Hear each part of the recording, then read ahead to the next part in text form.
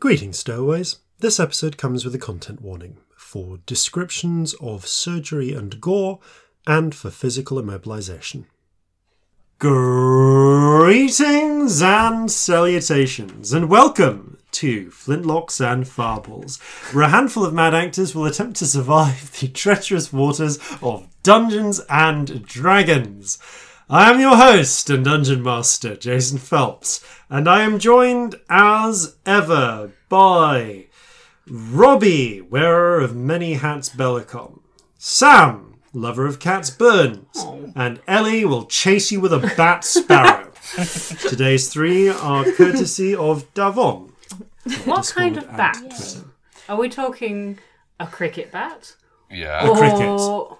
A cricket, that's not a bat. A giant cricket wielded like a bat. Oh, wow. No, not like a fruit bat or a pipistrelle. It sounds Or a hammerhead bat. No, because the Hammerhead giant cricket bats. ate the fruit bat before we started. Oh, that's a really big cricket.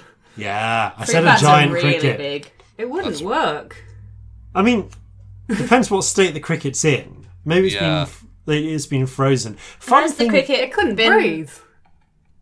Well, Don't they this breathe through their skin, which doesn't work the bigger you get. depends on the oxygen level. It depends if the cricket has been bitten True, by a if- radioactive person or not. Yeah.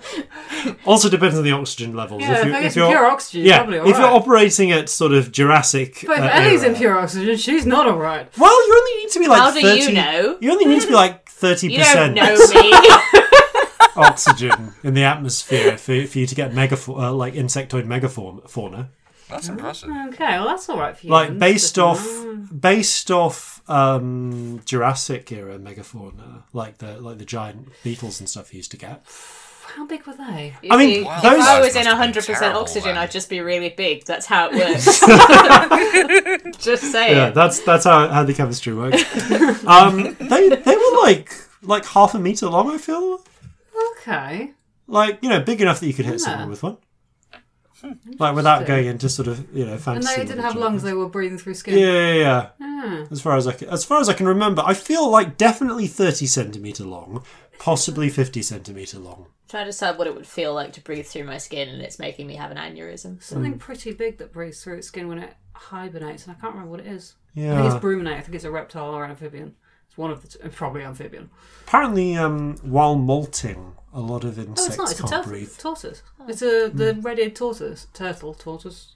I forget which one I it is. don't know. Learning with The Flintlocks ones that and live in Fireballs. Epping Forest, they can live under the ice and breathe through their skin while they're Oh, nice. asleep, so they can survive the winter underwater. Really useful. Really, really cool. For other things we've learned in world building research on Jason's part, freezing crickets is how you can humanely kill them if you want to harvest large amounts of them as a food substance. You can It's also the just same keep with them in the fish. fridge to slow them down, so you don't have to feed them as often if you keep reptiles. I Yeah. mean, you can't keep them permanently in the fridge. Also, it's next to your food, and I don't want to do that. Robbie has a pet lizard, She so they was know these things. So grumpy with me this morning. Oh, Oh no, sad Gizmo. She had a lovely walk around the kitchen, though. Oh, On the subject of deep freezing, walking around Let's- the kitchen. Creepy. let's place ourselves into the classic cryogenic suspension and thaw ourselves out in the future, where we're going to ask future us what messages from the present. Giving me the cold shoulder, eh, past me? It's future Jason with messages from the present. Listen up for a spot from our friends over at Infinite Deer during the break this episode. We're actually off on holiday this week, huzzah, so for our lovely active Discord and social media community, we'll be under semi-radio silence for the next several days. However, to tide you over, once we reach 4,000 followers on Twitter, you'll be able to check out our bonus content for a very special one-shot. Fetlocks and Fillies! Join us in a wholesome, family-friendly adventure through the magical land of Equestria, as we play River Horse Games' My Little Pony RPG, Tales of Equestria. Special thanks to River Horse Games for not only giving us permission to play the game as a one-shot, but actually giving us a whole bunch of books to do it. Thanks, River Horse. We've been nominated for an Audioverse Award in the Improvised Production category. Thanks to everyone who nominated us. That's amazing. The nominations remain open until the end of September, so if anyone would like to, you can still nominate individual cast members in other categories, such as vocal composition in a production, player direction of a production, or player in an improvised production. It only takes 3 nominations to be added to the list of nominees, and you can nominate at audioverseawards.net/nominate, link in the description. We'll let you know when voting opens, which should be in October. And that's it for announcements this time. Back to you, Past Jason. You know, it's a better quality microphone, but I miss the old Snowball because it was a much better sort of crystal ball Eye of to the look future. into. Yeah. I'm sorry, I can't hear you. I'm too cold from being cryogenically frozen. It's affecting your ears. Yeah. has it? Yeah, I've got ear hypothermia. It's alright, the crickets will Really keep you warm. Yeah. Just in my ears. Crickets are probably Nowhere terrible at else. keeping people warm. What do cricket ears look like? They hear through their legs, don't they? They're on their knees, yeah, aren't they? vibrations. Yeah, and some stuff. of them Yeah. have ears on their knees. I mean, yeah, but like when we say that, like they're really just hearing through the legs on their through the hairs on their legs, like a spider, right? I assume so. Yeah, spiders, incidentally, don't have the same sort of resolution of audio of auditory input that humans do, but they get directional sound in a much better way. They also have owl. paws, which I didn't know Yeah, until recently. and often like 2 or 3 tiny claws on the end of their legs, but you Yeah. can't see them because they're too small. You can on big ones. Just about, anyway. If it was a cricket bat, you'd be able to see it. Oh, I Hey. tip back round again. Bats. And on the subject of bringing things back round, it's finally time we brought things back round and started this episode. Oh, yeah. As it's It's all time full of shit about crickets instead. for us to begin Flintlocks and Fireballs.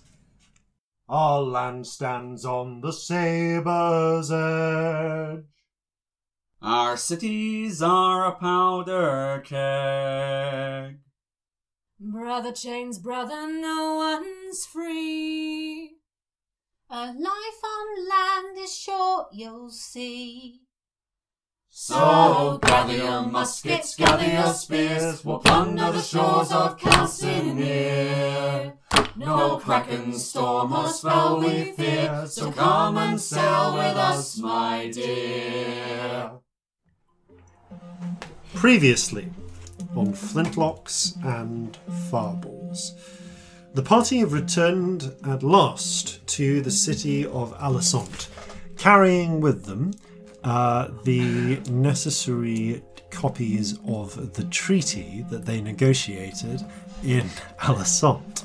No, in Vendion. Apologies, listeners. People are smoking pens on this table to throw me off, and it's working. Oh, wow. Having successfully, however, managed to negotiate a peace settlement in the city of Vendion with the royalist faction to the south, the party must still get it ratified here in Alisant.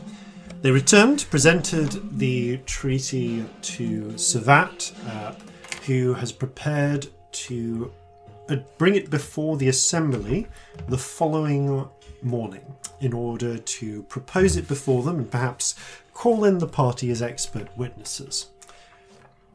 However, upon returning to Alisant, they've also discerned that the city has undergone some small changes.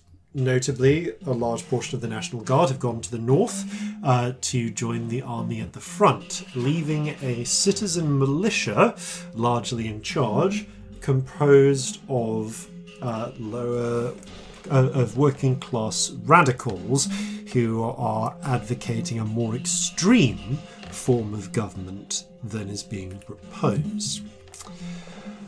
After escorting Savat back to his house, preparing for a visit from his barber, the guards outside the house were called away by news of a riot just as the aforementioned barber entered. The party foiled said barber's assassination attempt against Jean-Paul Savat, but not before the, so to speak, barber had managed to cut deep into his throat with a garrote.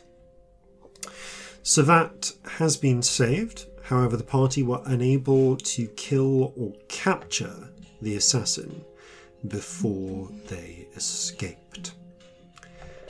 So, the three of you, and it is the three of you as Leah. There we go.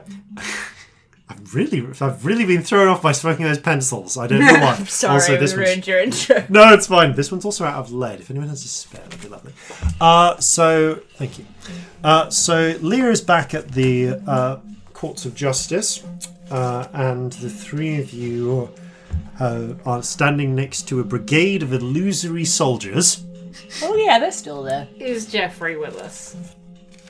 I'm One going to moment. check my bag for Jeffrey. Oh, Jeffrey's with Jeffrey. you.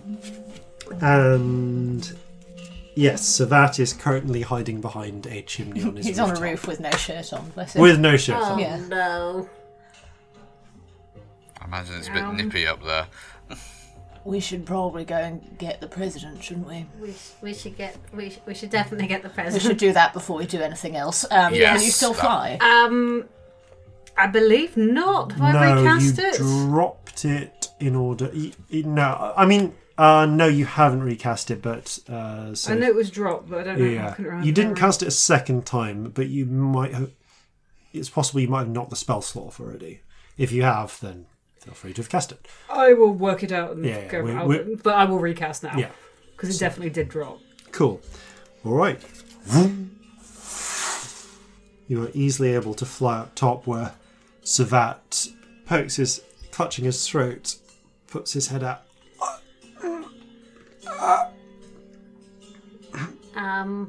That's not good. Do you want to come down? He nods. We didn't kill the assassin. They got away.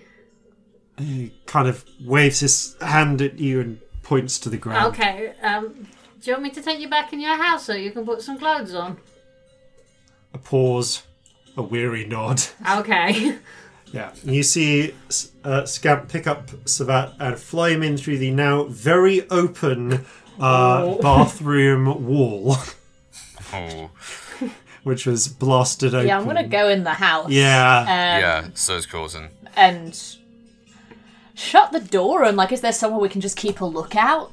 I mean, there is now the very open wall. It's There are now also open to the windows. streets. Yeah. There's a big hole where a wall used to be. Yeah. There. However, as you drop him down, Savat gestures to you, Scamp, and takes you up another floor towards his and staggers into his personal study and bedchamber. The other pair of you hurry up the stairs and join him there. Okay. He's received some magical healing, but you can see there are still deep. There are still marks where the cheese wire kind of cut into the flesh, and he seems to be having some trouble. Can you speak? Okay. He shakes his head. Yeah, rest it. Okay. If there's anything you really, really want to say, urgently let me know because I can. Points to a drawer and makes a. Pen and paper. Right. You pull open the drawer, and there is in fact a paper and I give him paper and pen. Also, if you want it to be faster, I can read your mind. So shakes his head, writes a quick note. That holds up the note, actually to Corzin. Right. It just reads, "Are you surgeon?" ? Yes, I was about to say, can Corzin do a medicine check to see if any further magical healing would do him any good, or is this just going to be a case of using a healer's kit? Yeah. Savat nods and gestures you forward and winces as you begin examining his throat. Ooh. Give me a medicine Okay. check, please. Medicine check. Okay, that is a 12. I'm Okay. going to add a do4 because I can. Okay. Yep, go I for Do it. should it. have given him inspiration. I forgot. God damn it. +3. Okay. So that becomes Okay, 15. that's 15. That's a good check. So, it's rare that these happen. Sometimes you will get complex injuries, and magical healing is very good at sealing up fairly straightforward injuries, but when there is specific damage done to an organ, it can actually require surgical intervention before magical healing is applied. And that's the case here, I assume. And yeah, sometimes coming that magical healing before the surgical intervention can become problematic. Assessing it, yeah, it looks like there's been damage to Savat's vocal folds, and the magical healing has actually healed over that damage in a non-constructive way. You're going to need to essentially reopen his throat. Ooh. Okay. Oh, I feel sick. Correct the improperly magically healed damage. It's an emergency tracheotomy, basically, isn't it? Seal it back together, and then you think a lesser restoration will do it, but he's still gonna need at least 24 hours of natural healing as well. Right. Because this is one of those things where unless you're one of the this is the sort of thing where with these sorts of complex physical traumas, you're aware that certain powerful clerics, particularly archbishops and so on, are sometimes able to use a more potent version of the restoration spell, a sort of greater form, which does automatically take care of these more complex injuries. It's one of the reasons why why broken bones are not are less of a thing. Like in a way that if someone had a complex fracture, you could heal it through magic, through standard magic, but you'd need to essentially get all of the bones together in the right order before you applied the spell. It's one of the things. Otherwise, it'd be like setting it wrong. And, it's one of the things you learned when before you had magic, when you learned how to apply healing potions as part of surgery. Yeah. But without a greater restoration, which you don't have, this is your workaround. You'll need to perform surgery, perform a lesser restoration, and then give him 24 hours for natural healing to complete the rest of the restoration. All right, I relay this information to all present, and I say to Savat now, I can probably do this, but if you'd rather there be somebody else in your employ who you'd rather do it, I quite understand. He scribbles on the notepad, not sure who I can trust. Shame I can't have a brandy first. Would you like one? Would it help? Would it do bad? Corzin, you're not... Yeah. It'd probably numb the pain a bit, but I mean, the thing that Corzin would be worried about, and I don't imagine it's this deep of a cut, otherwise we've got more of a problem, is it just spilling. Oh. It's not... Well, not until you reopen it, isn't that deep of a cut, but yeah. So... yeah. So... I'd say have one for the nerves. 24 hours. So Assembly meetings tomorrow morning. Pinches the bridge of his nose, writes, quickly scribbles, I will nominate you to speak in my stead. Well, hold on a second. We were back here long before we were expected. How many people know? Well, only a handful of people know we're back at all. We were going to be called as witnesses anyway. They'd still have seen us. And we were at the... We've been at a lot of places since we got here. Lots of people have seen us. They know we're here. All right. Are you sure you trust us that much? Like, fuck me. That's... But he can't talk now anyway. True. Someone's got to do it, haven't they? He scribbles down, you drafted the treaty. Who else? Fair point. Yep. Well, we met this lovely guard on the gate earlier. No, you're right. No, we should do it. Stagger kind of gestures for you, and you sort of bring over, and you see there's a bottle of whiskey and brandy and a decanter on his desk. It sort of unsteadily pours it. I've got opium for the pain, but I'm not causing. Like, is that a thing? Because it's a smoking thing. Can you not smoke it? Like, what? Opium would probably be more helpful after the fact, not before. Okay. But I think if we're going to do this, we should do it soon, but we should also let the guards know what we're doing, because if we're interrupted, that's going to make 2 problems, not 1. What guards? They've all run off. But they'll be back at that's some my point. point. They will be back at some point. They're, if they find us here, Or, I mean, I feel weird about us being here anyway and people knowing where we are. Should we take...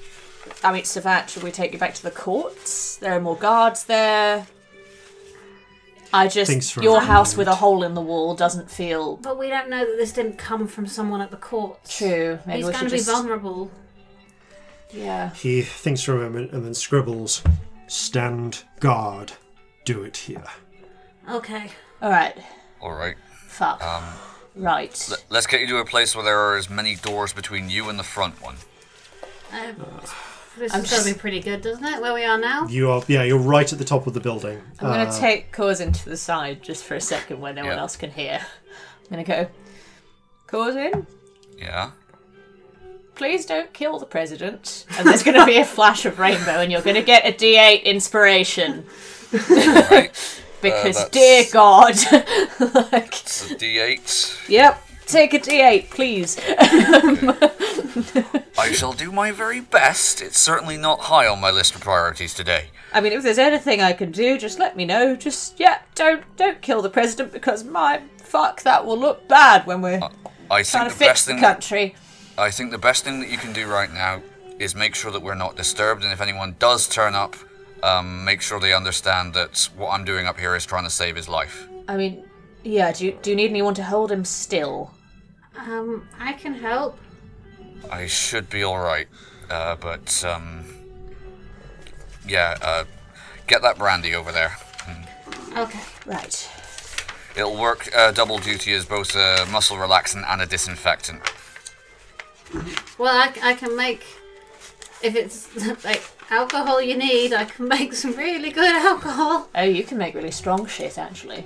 It's probably slightly... I don't know, what's in brandy? Is it sweet? Is it sharp? What is it? The purest vodka you can make. Cool, I'll make that. You get a bowl of Everclear, basically. Okay. Dear God. You've just got basically 100% proof ethanol. Yeah, that's exactly what we need. Seriously, no open flames. I will remember that. Yeah. One of these days, Scamp, we're going to have a talk about which forms of alcohol are flammable, because it's really important information, I feel. The Savat, meanwhile, passes a note to you, Celestia. "Send to Arte. Arte. I trust him." Who's he? Have I met him? Yeah. Scribbles down, "Professor Moray." Yes, I Arte. remember. Okay. What exactly do you want me to send to him? Do you want me to just tell him that this has happened? He nods. Anything in particular? Okay, good. I will do that. I've got spells today. Yes, I've got a few more. We're good. He gestures to the house and quickly writes "Sanctum." Right. Okay. Shall I pop outside and do that? I couldn't get in. I can't go into sanctum places, well, like, puffy. Oh, good to know. Well, that's useful information. Yes, not the best time to find it out, but great information to have. Well, if you can, it means other people can, and that is comforting, at least now. But anyway, Corzin is wrenching over open bags and pulling stuff out. I will help. Just tell me what to hold. Right you are. I'll pop out and send to the professor and then come back in. Savat necks his brandy and then immediately... Oh, that's probably going to sting like a bitch from the inside, I'm sorry.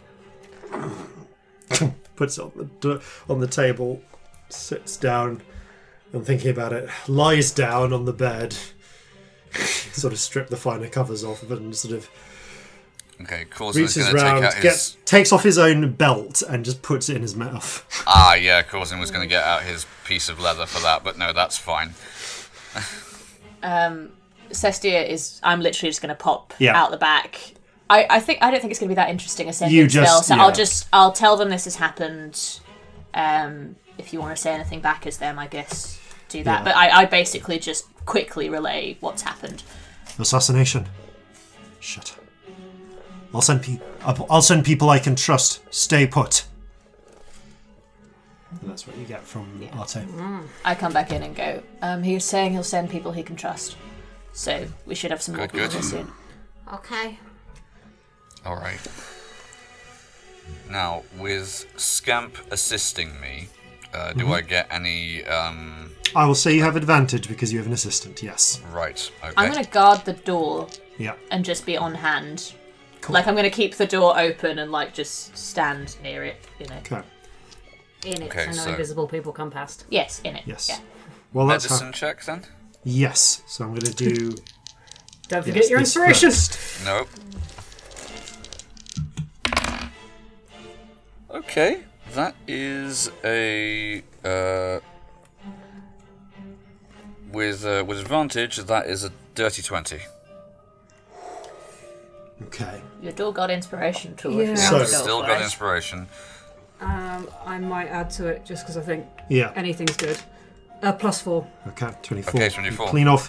You clean off your tools in the ethanol. You disinfect the wound, Savat, and you begin the process. And this is the point where, and you begin the process of cutting open John Paul Savat's throat. And there are points where Scamp, you do have to just hold his head and his shoulders. It does help that he's much smaller than you, being a halfling, as Corzin begins cutting through layers of flesh, getting down to the vocal folds. As you slice open, you get to the points where you can see how they have been... They were slashed, they were split by the garroting. And when they've healed in almost a sort of twisted up manner. Like they're not... Oh. They're bunched up, they're not right. Yeah. You begin a series of slow, careful cuts to essentially reopen the healed wounds. Oof. You take your catgut, you begin suturing them back together into the right shape. Yeah, occasional dab at the forehead. Yeah. While this is happening, Celestia, you're on guard. Roll me a perception check, please. Okay.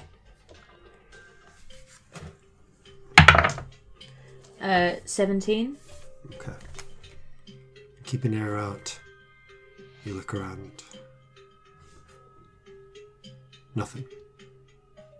Nothing.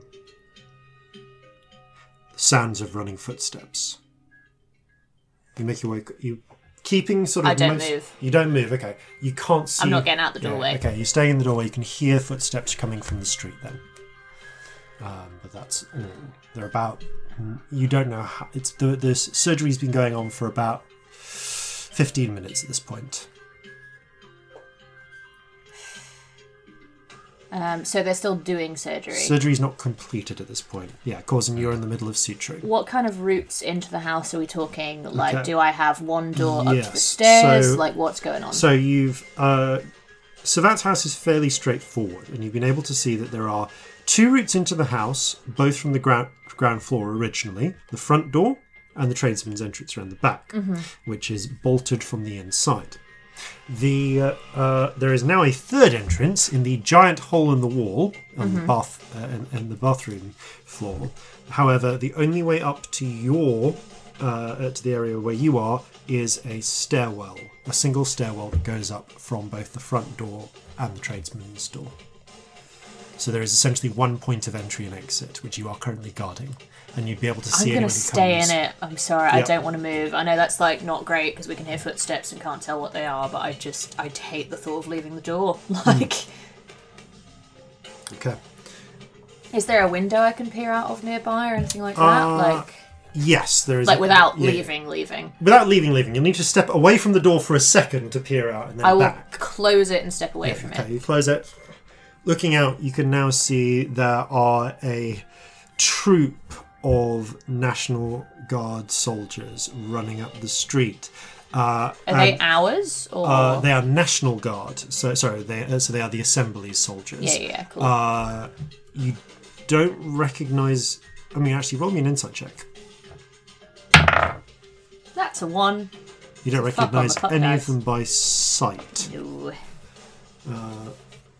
but there is someone you do recognise at least, even with that natural one.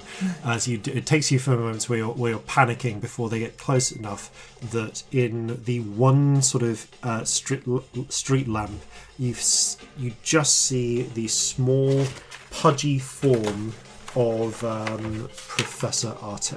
Oof, good. Running up. I'm going to go back to my doorway. As soon as it's somebody non-threatening, I go back to the doorway. Yeah. From you kind of hold that as the and I'm going to keep the door shut behind me as well. You should keep the door shut behind you. Shortly afterwards, the door down below bursts open, and you hear someone call up, "Celestia!" Hello. Yes, up here. Okay. Right. I want 4 of you in the guarding guarding that big hole up there. 3 of you on the back. The rest of you, I want another 6 of you out here. The rest of you, come up with me. And as you hear the movement of footsteps, the rest of you can now hear this as you're kind of busy, focused on the job. He's currently having surgery, so you really can't go in, can't be interrupted. Yeah, at this point you do see the curly blonde beard and sharp blue eyes of Professor Arte. He is okay, but he might struggle to speak for at least 24 hours. That's all right. Celestia. Yes.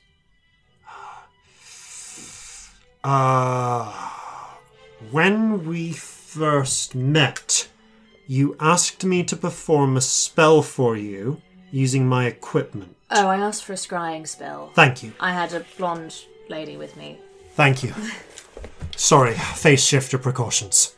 No, that's fair. We're in Harry Potter and I love it. I'm sorry. I'm just having phase shifter potions. Nerdy moment. Love it. Nope, that's entirely and utterly reasonable. I'm saying don't go in. The president's having surgery. I could be a nutter. I'm not, I promise. That's fine. But it's steady hand stuff. I've been asked to guard the door until it's done. Fill me in, and if you presumably, while you're busy filling him in, we go back inside. Mm-hmm. Okay, Corzin, you've managed to cut open and reseal and sort of stitch up the vocal folds. You then have now there's a sort of tricky part. I think, under the circumstances, this is definitely something that Scamp can be providing you assistance with. All right. I would like you to make... Oh no, I can't see. I'm not in the room. I can't give you inspiration. He still has I've already got the inspiration you gave me. Because there were people. It will have faded. I'm going to say that for the purposes of drama, it is continuing through this operation. It's not faded yet. It'll fade at the end of the operation. That's very kind of you. So while this is there's so as you kind of ready and the ambivalent octopus crawls up your arm, gives a bit of a shrug. This is going to require a bit of finesse. Because Scamp is assisting you, I'd like you to make me... We'll call this a wisdom check for at the stage where you're applying the lesser restoration. A wisdom check, okay. Yeah. No one has good wisdom. You do have advantage. Okay, good. Yeah, Corzin has the best wisdom in all fairness. Okay, that's a 14. I am going to use the inspiration. Okay. Good. Okay, that becomes a 16. I will add to it. Okay. Ugh, only the one. God. Okay, 17. 17. The ambivalent octopus stretches out, passes its almost sort of spiritually slimy, but not actually slimy tentacles over the injury. And Savat arches his back and tenses. It's a moment where you almost... Like, if you'd made any mistakes beforehand, this might have been a moment where a nicked blood vessel could have burst, but you did a bang-up job with the surgery. Okay. Oh, God. And he watches the couple of the stitches fall out as the vocal folds heal back together. They're still red, they're still swollen. It will take time to... As I said, there will be a time where Savat will need to rest to recover the use of his voice. But you're now at the stage where a simple healing spell, after a bit of careful suturing just to make sure that the folds of flesh are in the right place, will be enough to seal up the throat. So is that a lesser restoration that is? So the lesser restoration you've just done, and now cure wounds, anything that will just restore hit points. Yeah, boom. I will cast cure wounds, which is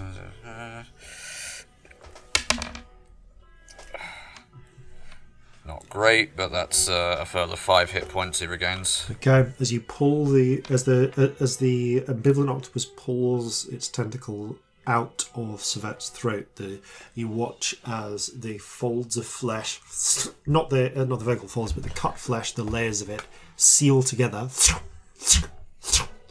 one by one, all the way up to a fresh, if slightly bloodied epidermis. Alright, let's get this dressed and bandaged. I mean, it's magical healing. You don't actually need to. You don't actually need to dress it now. That's the point, actually. Okay. Yeah. What he's going to do then is he's going to take the opium that Celestia offered, and see, is it? Presumably, it's.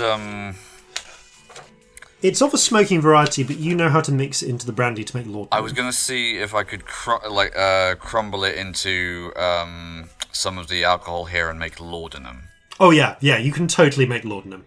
Okay, because that would probably be easier for him to take. Seems a bit bad to do, yeah. Just a touch. Alright, so... Alright, do I need to make a medicine check? No. So you mix together some laudanum and pass it to Savat, who begins very carefully sipping at it. You kind of measure out what you think is a reasonable amount. Yeah, like a small tot. Yeah. And eventually sits up,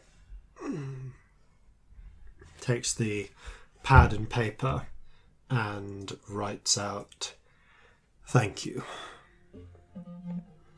You're most welcome. I've done all I can, but with any luck, you should be able to speak normally within a day or so. But for now, just rest and finish that off. He nods, but then shakes his head, reaches it, gets up, wincing and very tensely, goes over to his cupboard. And hold his arm. Yeah.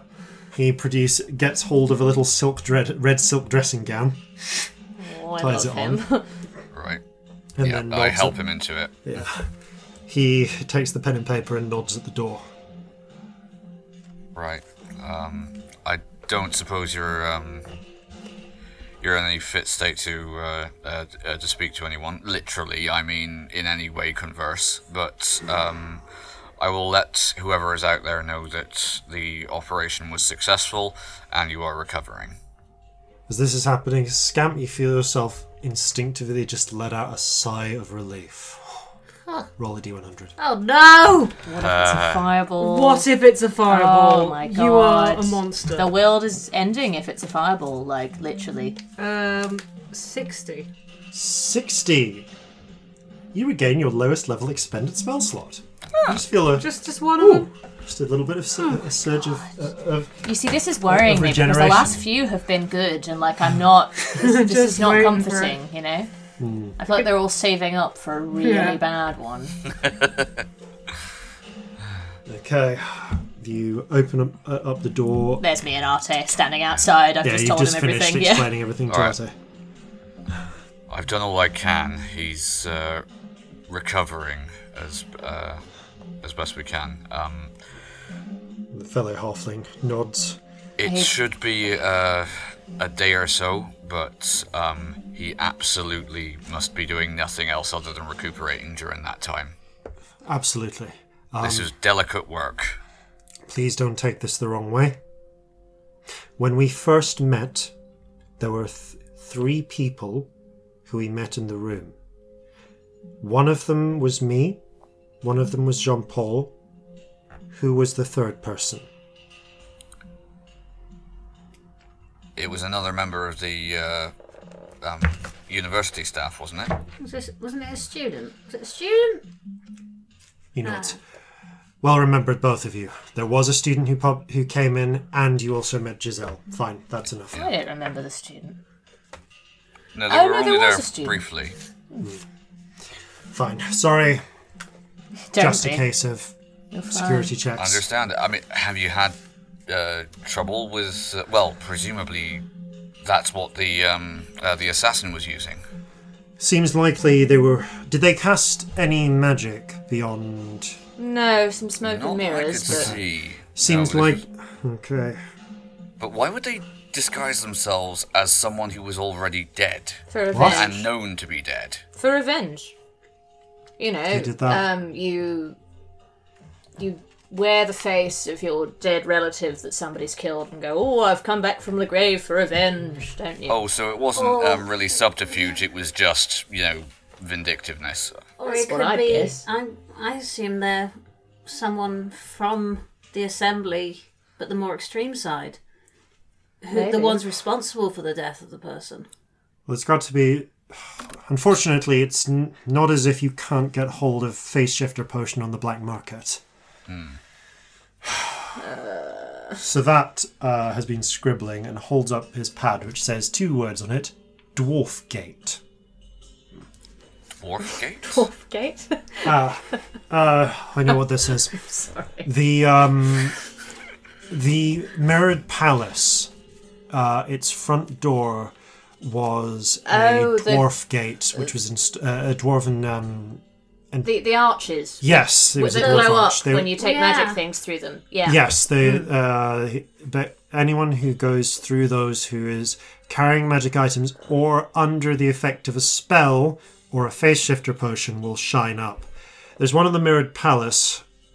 I think we're not using that place, but I think we can begin. I'll send some instructions, Jean-Paul. We'll see if we can get the damn thing moved over to the courts of justice. We should have done that to begin with, but that might be a good idea. That kind of seems like a very sensible thing to do. Measure. It will save us some aggro tomorrow, hopefully.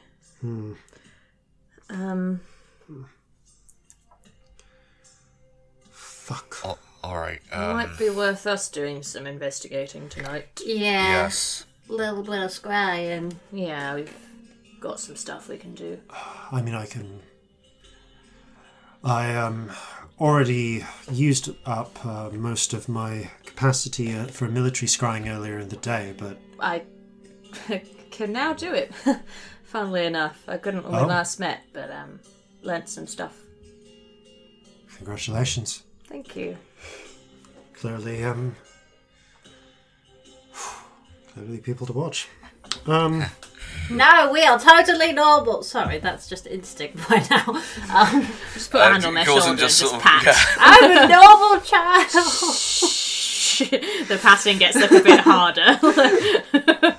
It's alright, it's alright. Alright. Jean-Paul, we're going to escort you, I think, probably straight to the courts. Sleep there overnight. Jean-Paul nods. There's no guarantee that this didn't come from inside the courts, so just be very careful. No, I'm going to stay with you all of tonight, and we're going to keep these people. Do you want me to send ahead and check that everything's okay at the court? No worries, I can do that myself. Okay. Still got the energy for that. Great. Well, keep in touch. We were planning on spending the night at the courts anyway, so we'll be back there at some point. Yeah. We'll see you there later. He nods. Alright. Alright. Let's form up. We've got to escort the president back. And I want someone investigating what happened to the guards that were supposed to be outside this building. They got called away. Yeah, something happened. They all ran off. That's why we went in. I assume it was just subterfuge to give the assassin more opportunity, but it could have been a riot somewhere. This happened, what, 25 minutes ago now? Thereabouts. How long did the operation take?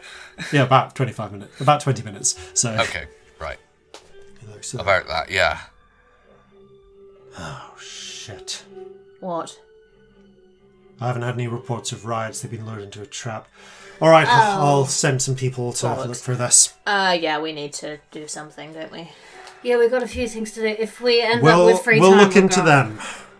You take care of your problems. Okay. Of the other side of the problem. Of our problems. Of the assassin, yeah. We'll try. Savat raises a hand, opens his drawer, takes out his copy of the treaty, puts it securely inside his dressing gown. Yeah. Where is ours? Where is our copy of the treaty? This is got out it. of character. I've got it. Okay. I believe Corzin has it, actually. Oh, does he? We stated that Corzin Oh has yeah, it. he's the only he was safe carrying pair it. of hands. That's been I think safely Savat ensconced took in my his bag. copy, actually. Yeah, I think that's Savat what has your happened. copy. Yeah. Corzin's has got a waterproof bag as well. Yes. Yeah. Very true. Corzin also currently has the whip, because Corzin is the one who owns the lead-lined box. Yeah. Yeah. We'll worry about the whip later. Right.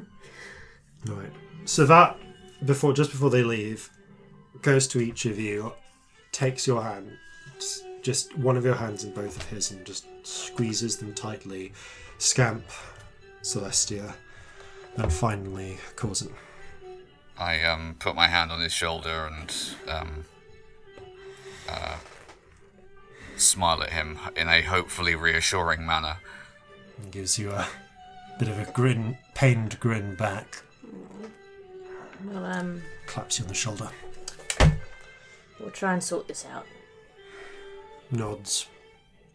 And kind of opens his dressing gown, taps the treaty, and sort of makes a sort of almost like an N-shaped motion, like pointing at the sky. Yeah. It might not feel like it right now, but I think a thing we've all got to remember is that whatever they were planning to do tonight, they failed. Don't say that. You'll jinx it. Let's wait until the president's safely in the courts of justice before we say anything like that. Should we come with you? Yeah, do you... Let's add to the escort. I feel like that won't hurt. You can scry from the sending room. That seems safest. Also, no one can see me scrying right now because I have a non-detection on me. So that's useful. a really nice thing. Yes. Because I don't have to worry about bitch face looking at me. Corzin is going to make ready his weapons. Okay. You join the escort, and moving quickly and quietly, and actually deliberately keeping off the main streets, the escort begins making its way through the city of Alasont, heading through some of the more tangled portions of the streets. Actually, at one point, going nearby the warehouse where you smuggled arms into all those months ago. Oh my god. Nostalgia. Memories. Before making your way back towards the Regent's Bridge. From criminals to vigilantes. Papa! Oh my god. Papa, there you are. I was here. Remember that. Fucking hell. It was very funny though. It was great. There is a moment, a tense moment where you sort of send where they send sort of scouts ahead, and at one point one of the scouts calls back that there's a large contingent of militia troops near the bridge, and there's a tense 3 minutes of waiting as the militia move on their way before the guard then essentially ends up doing just a dead run with Savat across the Regent's Bridge. Fair. Before finally making their way around and towards the courts of justice and to safety. Yeah. We should check in on the Gramanis among all this shit at some point, shouldn't we? Yeah. Maybe tomorrow after the madness? It's probably a good idea. Also, there's a bunch of different people we've got to check in with, but one thing at a time for now. We've got to get to the courts. Yeah. Well, we've got to the courts in character. I think that just happened. You've just reached the courts. So we'll say you had that conversation while you were running, Yeah. and you've just made escorted Savat into the courts of justice. So I guess we go to the sending room. Okay. I think that would be the first thing. Like once we've seen him to his room, I think that'll be the first thing. You move to the sending room. There are 3 majors in uniform sat at the desks, and there's literally you've never been into the sending room before. The sending room is a windowless room which is lit by mage light crystals on the ceiling. And it has just a series of office-type desks, drawers full of filing, and 3 mages who are basically just on duty, one of them clearly having a tea break. Like a sort of officey version of Macbeth. Yeah. like Macbeth, but with accountant mages. One of them you see is furiously transcribing something that they can hear in shorthand. Checks it against a list of prepared messages and begins muttering a quick reply. And the wording that they're using barely sounds like Jovan. It's just, you catch snippets of West 42 Rife, South 54 8 circle, and they're clearly talking in some sort of heavily compressed code to deliver military level 25 words instructions. Fair play. What happens if 2 people send to the same person at the same time? A lot, I'd imagine. One of the sending mage who is taking the tea speaks up. Then you get what you call a queue. Whichever sending comes through first takes priority, transfers until it's fully delivered this message, and then the next one will immediately start. There's actually a form of this is actually a form of information warfare. At critical moments, it has been used before to send a series of long, slow sendings in a series directly to an enemy camp sending mage in order to block them off long enough to during a critical point of an attack. So you just have people go, woo, woo. Basically, yes. That is crafty as fuck. Also, so irritating as well. Fucking hell. Clever though. I'll give them that. I wish I could send. He nods.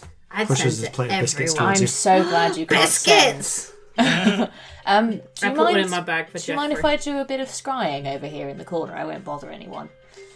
Looks around. I'll clear you on my desk. Give me a moment. Oh, thank you. Clears Very the kind desk. of you. When I say clears the desk, I mean he literally just shoves the papers to one side to give you some space. Do you That's need how I help clear setting things. up your equipment? No. You're good. Okay. Shrugs, goes back Get to the his tea. eye out. Gets a couple of odd looks from. He gets one odd look from one of the 2 mages on duty, who's not currently on break. The one who is busy transcribing just completely ignores everything else. Okay, how do I word this, my darlings? Right, what's the most important? This is your second scrying of the day. Oh, is it? I did one already. You Bugger. used one in the morning to try and scry the interior of the military coach you saw. Yeah. I didn't do that. No, you didn't. It failed. No, I didn't do it. I didn't do it in the first place. I thought it was, we found out it was warded. Oh Yeah. no, I You did do You it. did. Yeah, I remember. I remember Never it mind. happening. Yeah, cool. Yeah. Sorry, there was a moment where I wasn't going to, and then I did. You That's did what in I'm the end, thinking and- of. Yeah, yeah. sorry, I apologise. So you have 2. I had misremembered the end of that. So, No worries. So I can do this twice. it depends what our priority is. Do we want to know who sent them? Do we want to find them? We could potentially do both if we see the moment where they got the order. But Yes. it won't necessarily show where they are now. We won't find them immediately. If we find out where they are, we could go there. Yeah, it might be worth doing both. I mean, I suppose show me the person who just tried to assassinate John Paul Sabat might cover it. Yeah, although possibly finding out where and who gave them their orders is going to be more useful information in the long run because we can root out the... Yeah. Knowing where the base is might be good. It might Yes. be good just to know who it was so we can immediately go and say, you And can't arrest trust this person now. Like, that might be the most important, actually. We can So- then, if that doesn't give us any answers, try and find where the assassin is, because at least then we'll have a start. So first do the moment that they got the order, Yes. and then if we need to, do where the assassin is now. Yeah. Yes. Or- Maybe just do both anyway, and then find them. It's going to depend on whether the first one succeeds or not. If it was given from within the assembly, we're not seeing it. True. At which point we need to see the last scribal moment of the person who gave the order. Maybe I try should... that one. Because if it's someone high up, we need to know now.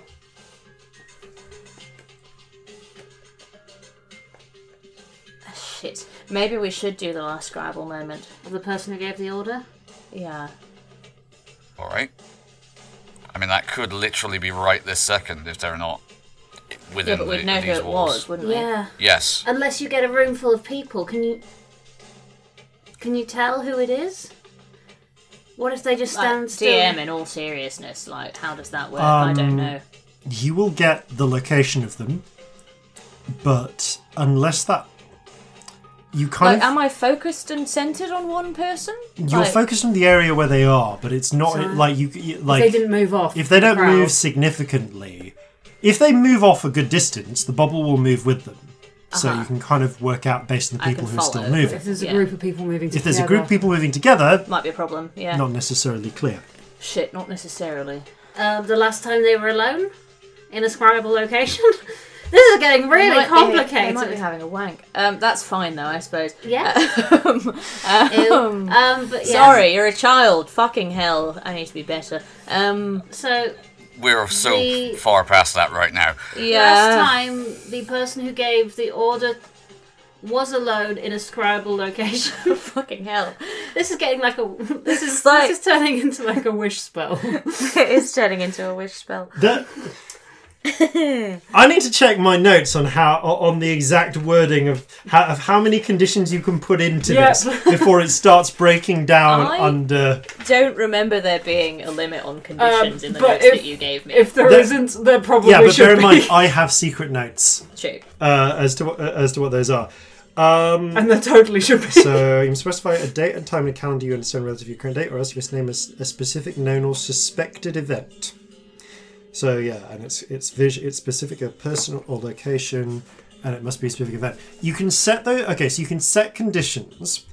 The more specific your conditions get, the more likely it is you will get a thing which, if it's looking into the future, may not happen and thus give you a non-result, or in the past may not have happened. Yeah. And thus give you a non-result. I don't feel like this is crazy specific. No, it's not crazy specific. The person who gave the order being alone probably happened. Yeah, this is I'm just working through my head how to resolve those conditions in a way that makes sense. No, that makes sense. Yeah, it's like, that makes sense. You know, yeah. Yeah. I get that. Like, show me the next time Corzin hops on one leg singing the national anthem. You might get nothing. Or it might be the best day ever. Which national anthem? Wherever Corzin's from. I forgot where you're from. Wending. The Wendish national anthem, I'd imagine. But that might not happen, so you might get nothing, is the point. Am I understanding your point right here? Yeah. Cool. Okay, so... Have you settled on a wording? Yes, I think so. All right, so give me the exact wording. I spin the eye, and I say, show me the person who gave the order for Jean-Paul Savat's assassination the last time they were alone in a scribal location.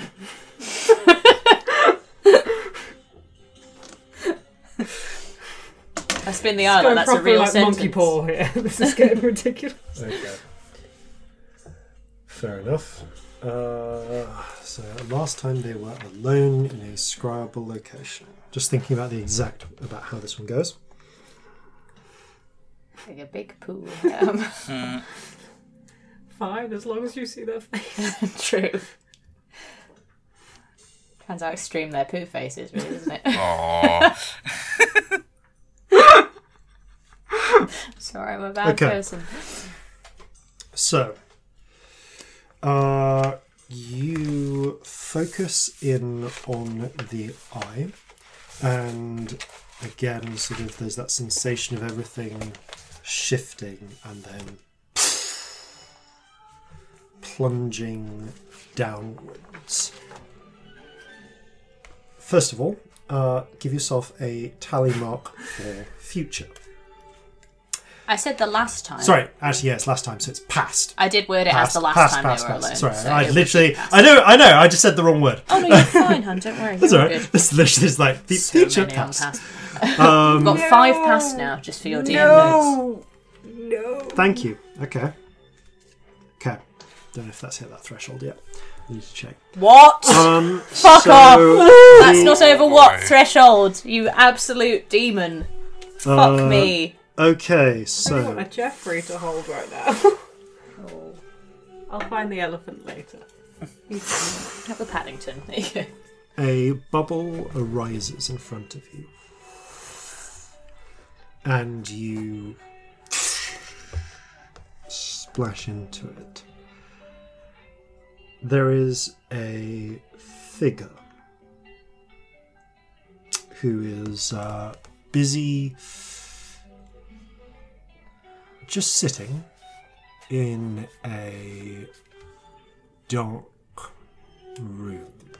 They have their back to a wall and they have a knife in front of them. Not a dagger, just a plain working knife. And a slightly shriveled apple, which they're sort of cutting and having with a little bit of cheese. And they're busy staring at a door. You can see that they also have... well, describe other things they have first. They are a halfling woman, blonde, brown eyes, and their hands you can see are scarred with lots of small injuries, just little scars all over them. They're workwoman's hands. She's currently wearing a long brown coat, long brown trousers, and a white shirt. And it's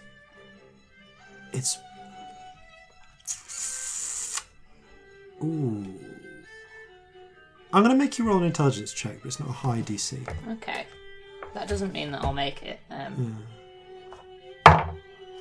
That's a 17. So we should be alright. It takes you a moment to place where you've seen them. I think it's a 16 actually. Because you have met them before, but briefly. This you recognise as the form of is one Cosette Yes! Coterie. My notes paid off for once. Woo! I can't remember who she is. Please help me. She worked with Jacqueline. Ah, she's one of Jacqueline's dogs. Yeah. Okay. And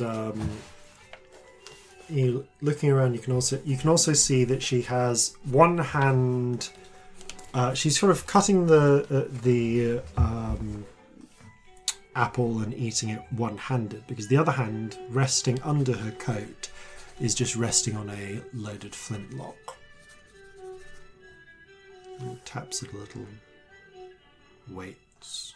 You can see outside a little bit of the through a window, although she's sitting in a position where she can't be seen from the window. And looking up, it appears to be night. So it could be tonight, or it could be... Okay, so you got 10 minutes of this. Yeah, can I look at the weather and see if it's the same as it is now? Just give me a perception check. I mean, it might be that this weather isn't that exciting and it's not easy to tell, but like, you know... Oh, 7.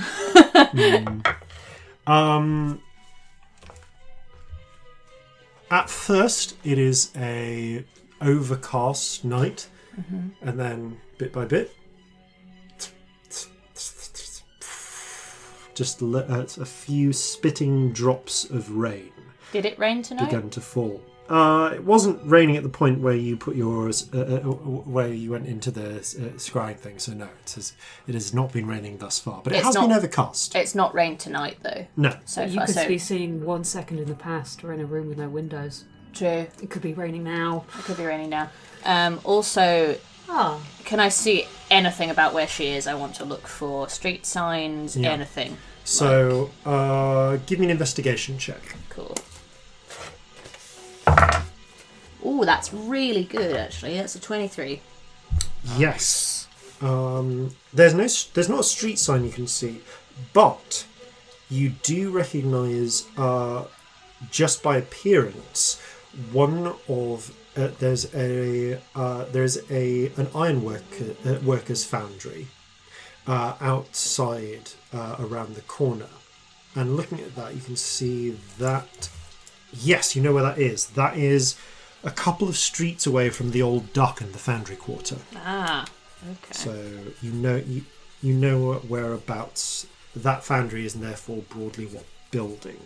I try and remember exactly how far away it is from the Iron Place and any other landmarks I can see. I try and map it a bit. You kind of work it out, and I say with that 23 investigation, you're pretty sure you've picked the exact house.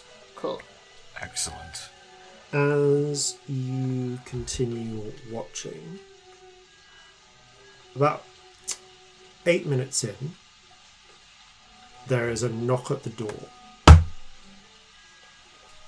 Cosette shifts the position of the gun. Then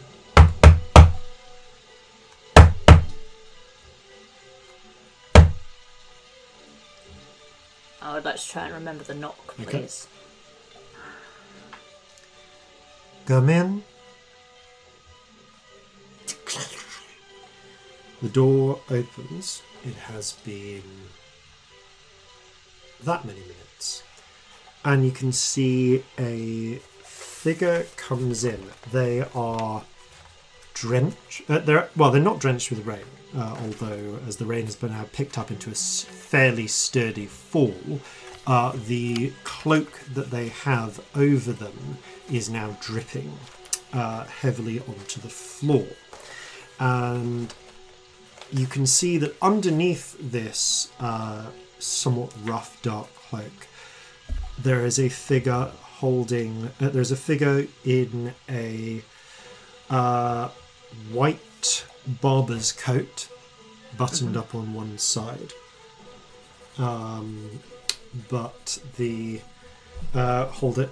and... that barber's coat is actually red in several places from the various injuries that they received making their escape. But as they close the door behind them, the figure pulls down the hood, and rather than a blonde ringleted halfling, there is a very irritable looking, dull green scaled kobold's head. We've not met any kobolds, have we? Don't think you actually have. No, we haven't in this world. Definitely not. I don't remember meeting any kobolds. No, So you've not met any. New. You would know. You know that they're generally found in the Draconic Empire, but they don't tend to leave much. Okay.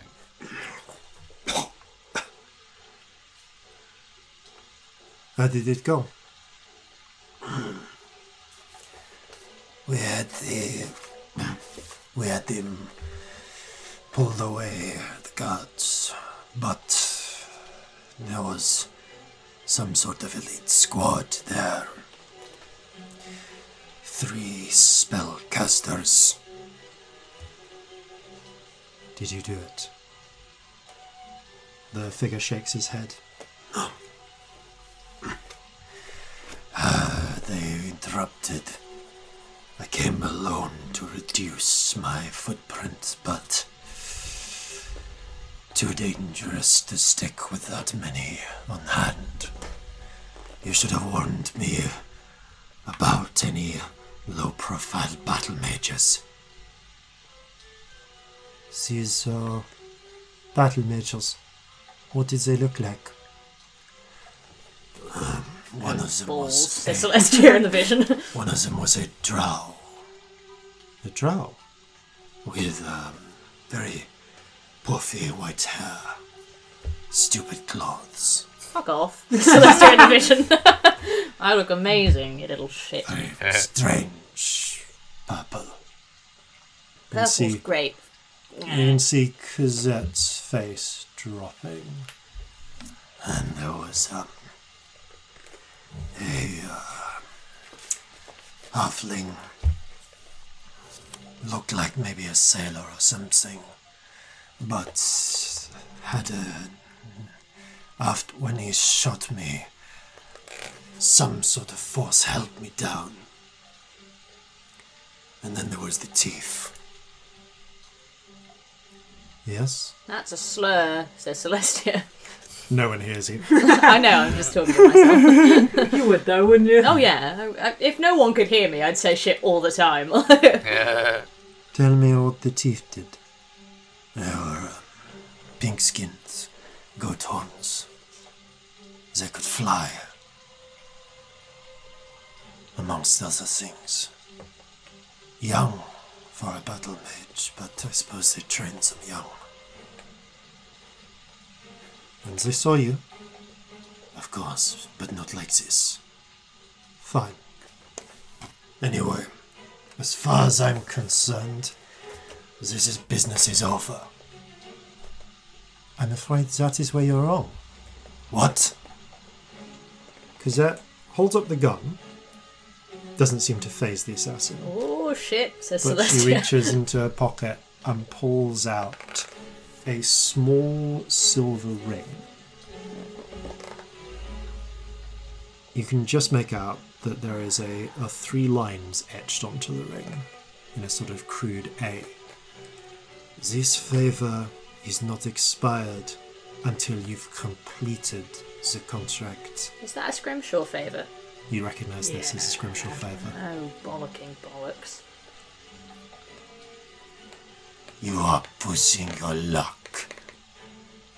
Well, if you want to push yours, you know what happens, at least so I've been told, to those who welch on these favours when they're cold. The kobold spits on the ground. Fine, but I need some time to prepare.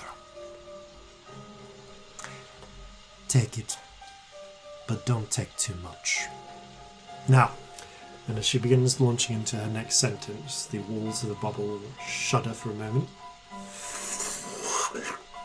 Pull in. I'm going to just say I tell them everything really thoroughly rather than going through it all again. As you come out up, you can just hear the very distant sound of rain. About 2 minutes into the point where Celestia's eyes started to go weird and watery, you heard the distant sound of rain start outside. Ah, raining. It's raining. Yes. Like in the thing, it's happening now. It was raining in the... We need to tell Savette that it's probably Jacqueline, Yeah. because it is Cosette, and we need to go now. Yeah, we need to tell them to look out.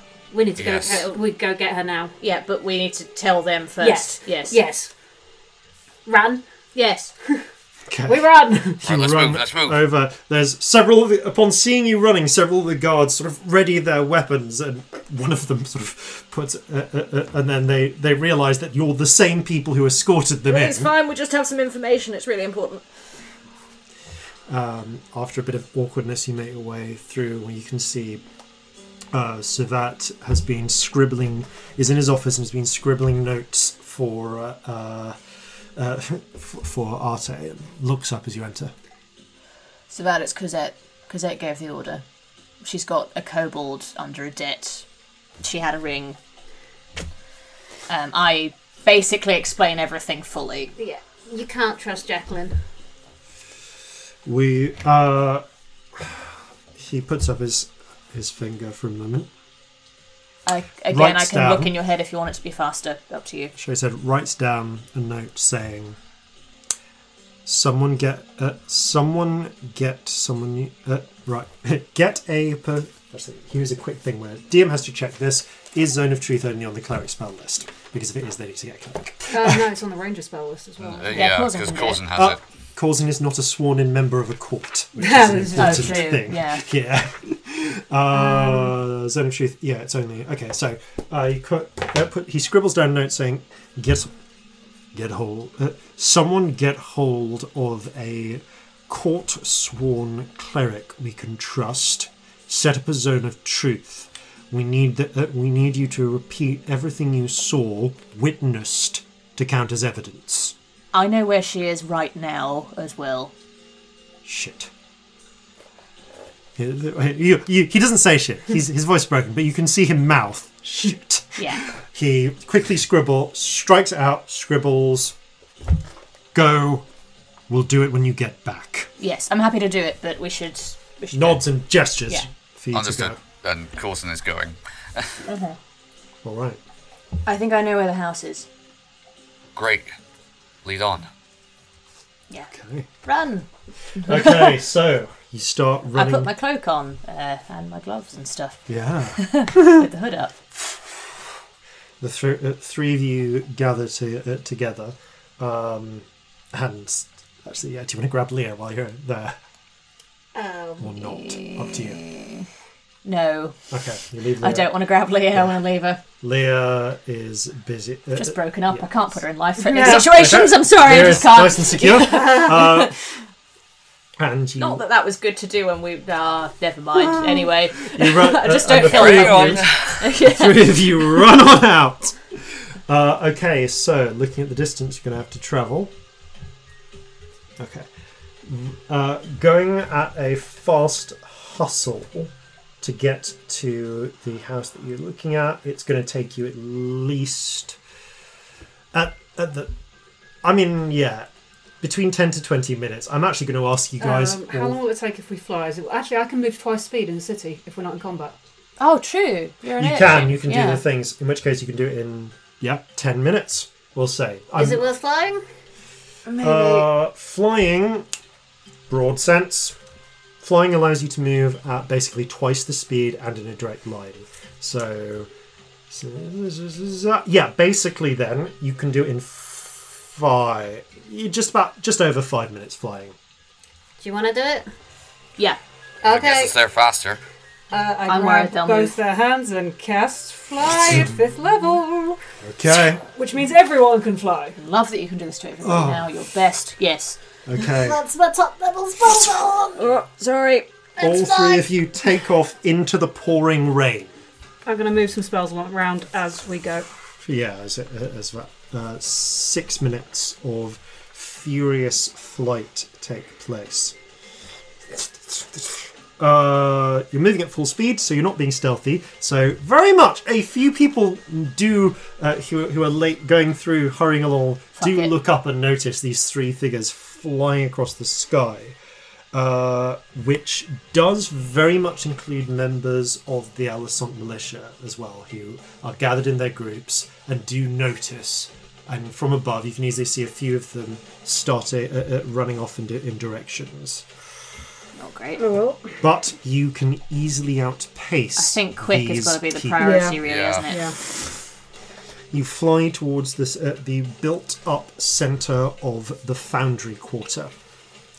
There, so within the Foundry Quarter itself, you kind of have the bird's eye view.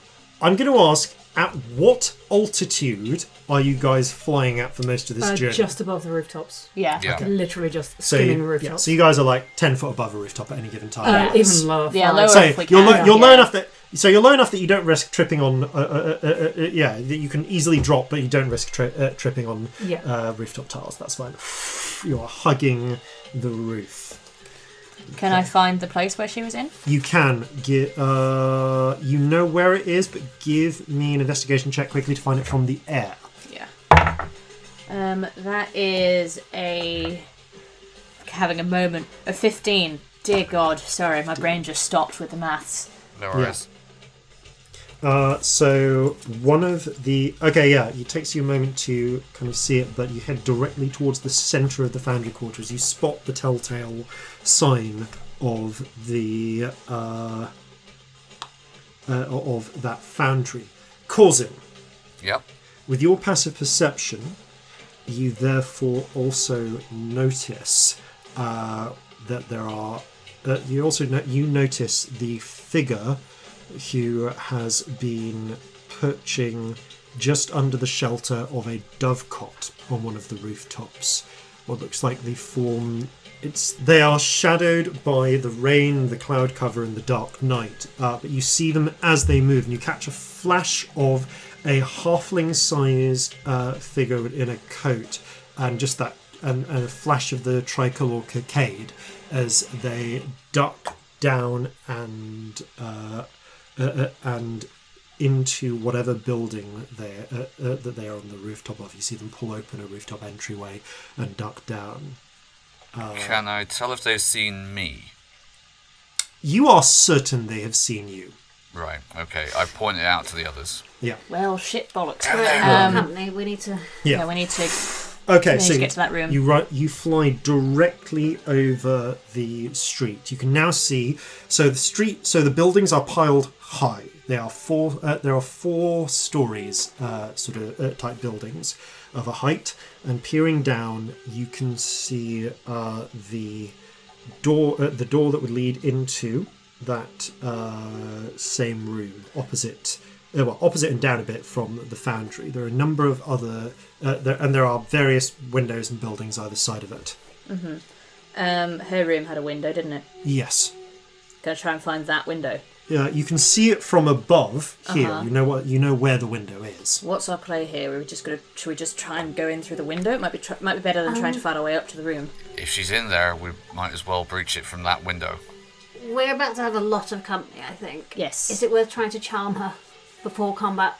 Before Possibly. we start fighting? Just see if we can persuade her we're friends. Maybe we can just get her to come with us. Yeah, I can do that. Worth a try, I suppose. I've got that slightly bigger one. That could work. I can remember their knock. Can I remember their knock? You can remember their knock. Ellie can't. Yes. I'm not going to lie to you. But Celestia specifically memorised it. You can remember the knock. I remember the last two parts of it because I thought to think 1, 1, 2, 3, 1, 2, 1. I remember the 2 and the 1 because that's when I decided it was worth remembering. Yes. I remember their knock. That could help. Right, knock on the door. Yeah. As soon as you go in, cast it. Yeah. If it doesn't work, we improvise. Yeah. But it's only taken us a few minutes to get here. We can fly for a bit. We can pick her up. We can get out of here. Yeah. But you need to do it immediately before she gets hostile. All right. So I'm gonna come so I can. Can I knock on her door? Yes, you can. You want to fly? You fly down to ground level. Where the pair of you are still up above. I'm gonna go so I can see as soon as the door's open. Okay, so you're gonna go down as well. Yeah, I'm gonna sort of just. Corzin, where do you want to be? To the side of the door slightly. It probably makes sense actually that I stay by the window. So if this goes wrong, I can just whip it open. Actually, that's the point. So you need to be on the ground level as well. Does the window open from the outside? Or can it be open from the outside? We are in Seoul, which means French-style fashion choices are in effect, and therefore outside opening shutters. Yes. Okay. Just thought I should check that. Weird architectural knowledge I get from living in the East End of London. Oh, the suggestion's got to sound reasonable. I'll think of something. It's fine. Okay. Oh God. All right. So, 2 of you are hiding. Can I have stealth checks from you, please? Yes. Disadvantage to spot me as well. Cool. That is very good. 25. Cool. Scamp 25 and Corzin. Ooh, that's a 9. Cool. All right. The pair of you perch down into position, and Celestia. I'm gonna be ready to cast something if needs be as well. Okay. So while that's okay, yeah. Barely any time has passed. I'm just keeping a track. I'm keeping a. Gentle listeners, we learned last episode that egg timers are really awful on an auditory medium. We tried a thing. It didn't work. We tried it. It didn't work. This is why we talk about things off the air, I'm keeping a qualitative amount of time passed based on your in-character conversation time. Yeah. I'm assuming that time in between is more or less you do things as quickly as you can. Oh yeah. Cool. Yeah, all right. So you get down into position. Celestia.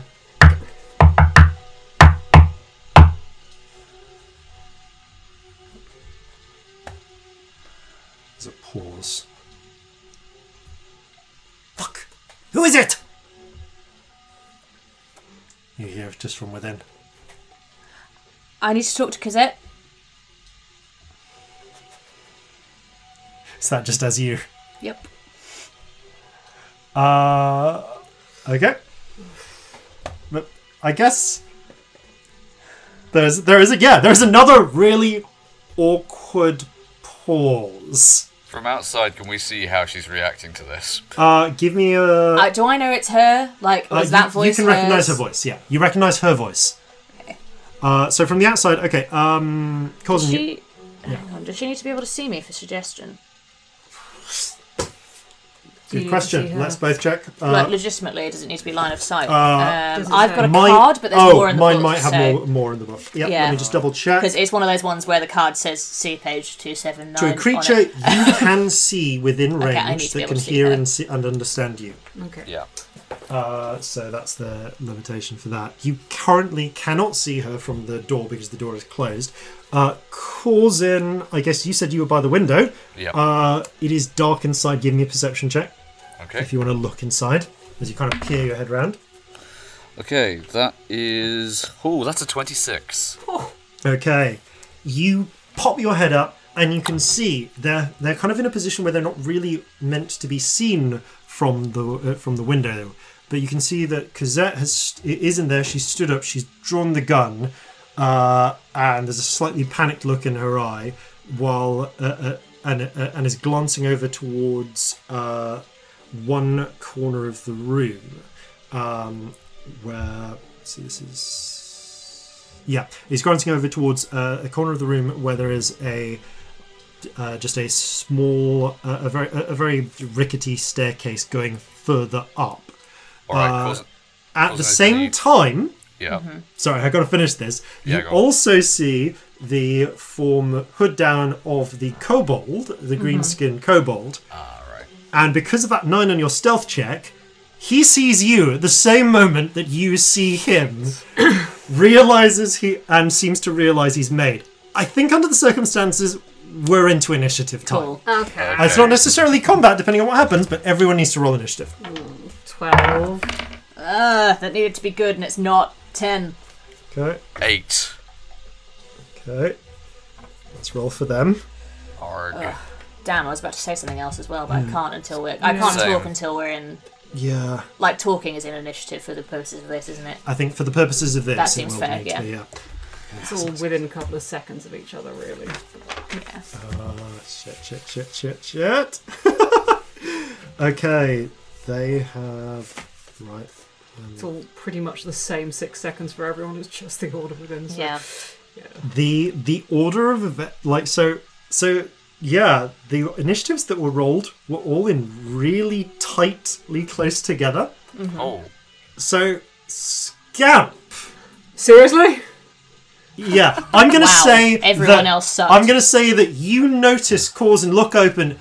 His eyes open as he realizes he's been made, and you have enough, and you know Corzin enough to get that visual cue. I want to look through the window immediately. Okay, you fly up to the window, and you can now, and you can see these. Now that we're into combat, you can see, because Corzin is looking right at them. The interior, it's a fairly barren room, as I say. There is a table, a chair off to one side. There is a stairwell which goes up in one corner. There is one door out of this room. There is some miscellaneous. There's just miscellaneous furnishings in another corner. How far away are they? Because it's a small room. It's fairly tightly done. I'm going to say that they are from the window.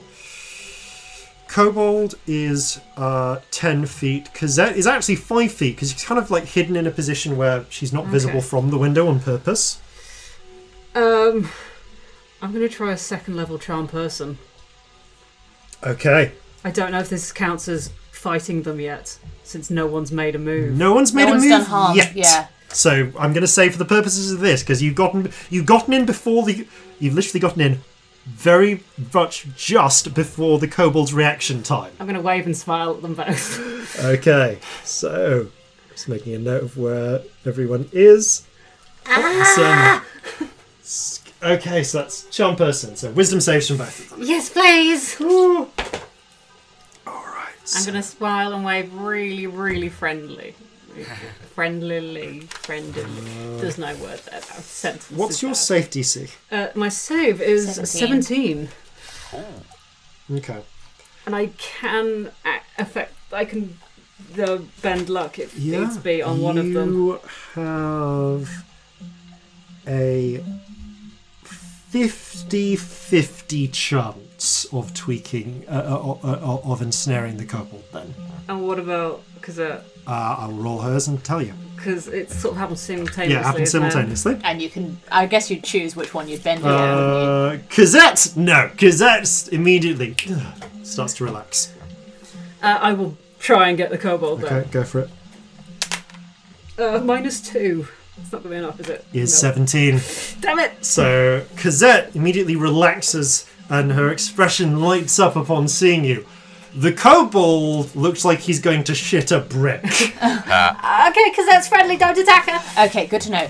To me, anyway, the kobold's bolting or attacking. One of the two. Okay, and at that moment... oh dear. It's time for the kobold to go. Cool. You get your reaction back at the beginning of your turn, don't you? Yes. So that's mine burnt. Yeah.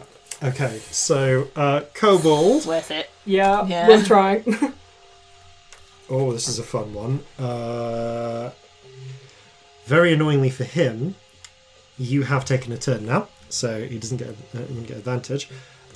So, thinking about what he would do with the tools at his disposal. Okay, he can see Corzin. My brain's an idiot. I went, oh, he's an assassin. Of course he's an assassin. What other class is he going to be?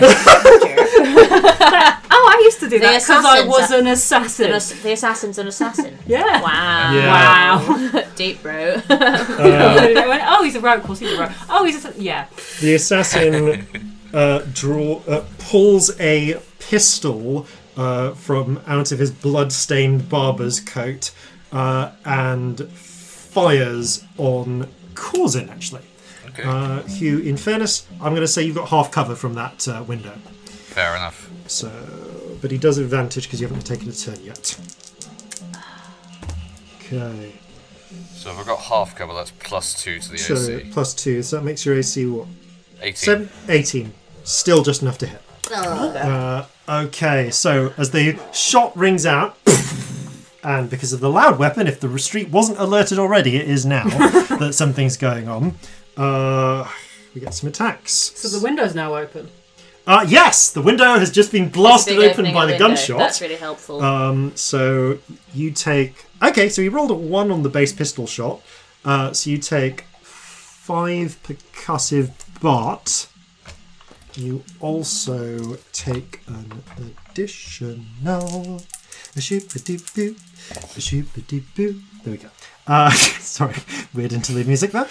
You take an additional 16, so 21 points of damage because sneak attack. Corzin. I was aware of him though, but okay. He got advantage because he's an assassin. Assassins have special ability where if you haven't taken a turn in combat Okay, so yet, 21. they can take they get advantage against you. It makes them such good snipers, and Yep. I loved it. So that's his go, and for the and now he's going to do his bonus, which is, and so you watch as he what's he going to do with the bonus?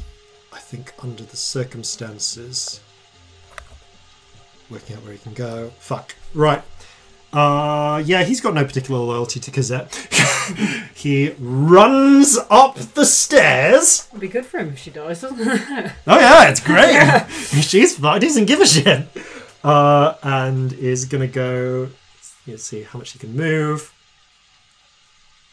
Yeah. Okay. And you hear a smashing sound as he leaps through the window on the first floor out the back. Fair play to the guys. Yeah. That's his concern. Meanwhile, I realise this has been a very gentle fight, so let's put some music back on. Oh yeah. Yeah, there we go. It's time for Celestia's go. Oh my god, what on earth am I going to do? I need to get in, don't I? I need to be inside. Yeah. I'm going to fly through the window. Just on principle, because it is a bunch of broken glass. Give me a quick dex save. 1. Oh. Ow. Almost anything else would have worked there. You take 2 points of slashing damage from broken glass. Shit. But I will say that you break through the rest of the glass, so anyone else who goes through doesn't have to make the check. There's a load of broken fucking glass there. So let's just you both. Okay, you are now next to Cosette. Cosette, you need to come with me right now. I don't mean you any harm, but loads of people are coming here who do. We need to get you somewhere safe. I cast suggestion. Okay. Yep, that was not a good save from her. Yay! Okay, Okay. So the suggestion has come with me. Yep. And it's 8 hours. The suggestion has come with you. So yeah, get on. Wraps arms around you. I'm going to start going. And you just start Supermaning. Yeah, I think that's the best thing I can do. I think the best thing I do is take her. So you get, I'll say, 20 movement feet to get in. Another 10 feet to get out. I'm going to penalise you 5 feet for difficult terrain. Fair. I rolled a 1. That's so fair. I'll say you get 15 feet up into the air 20 feet up into the air at the end of it. Great. So you are 20 feet in the sky at the end Can of it. I, is there anywhere I can be a little bit hidden, or is that a no? If it's a no, don't worry. It's an action to hide. Don't worry, you're all good. Yeah. So I'm going to say to the others, might start taking her back. I think that's the best thing to do here, then at least we've got one. Yep. Alright, are you going to be okay? Do we need the assassin? Not necessarily. Fuck it. I'll deal with them. Okay. So I'm still going to play through the rest of this though, because these are not the only people in this game. Oh yeah, no. Corzin! This is not done. I'm under no illusions. So Corzin, right. What do you want to do on your turn? If fly is still up, can I fly around the building and try and catch them when they come out? Yes, you can. I'll say it's a terrace, so you will need to kind of go up and over.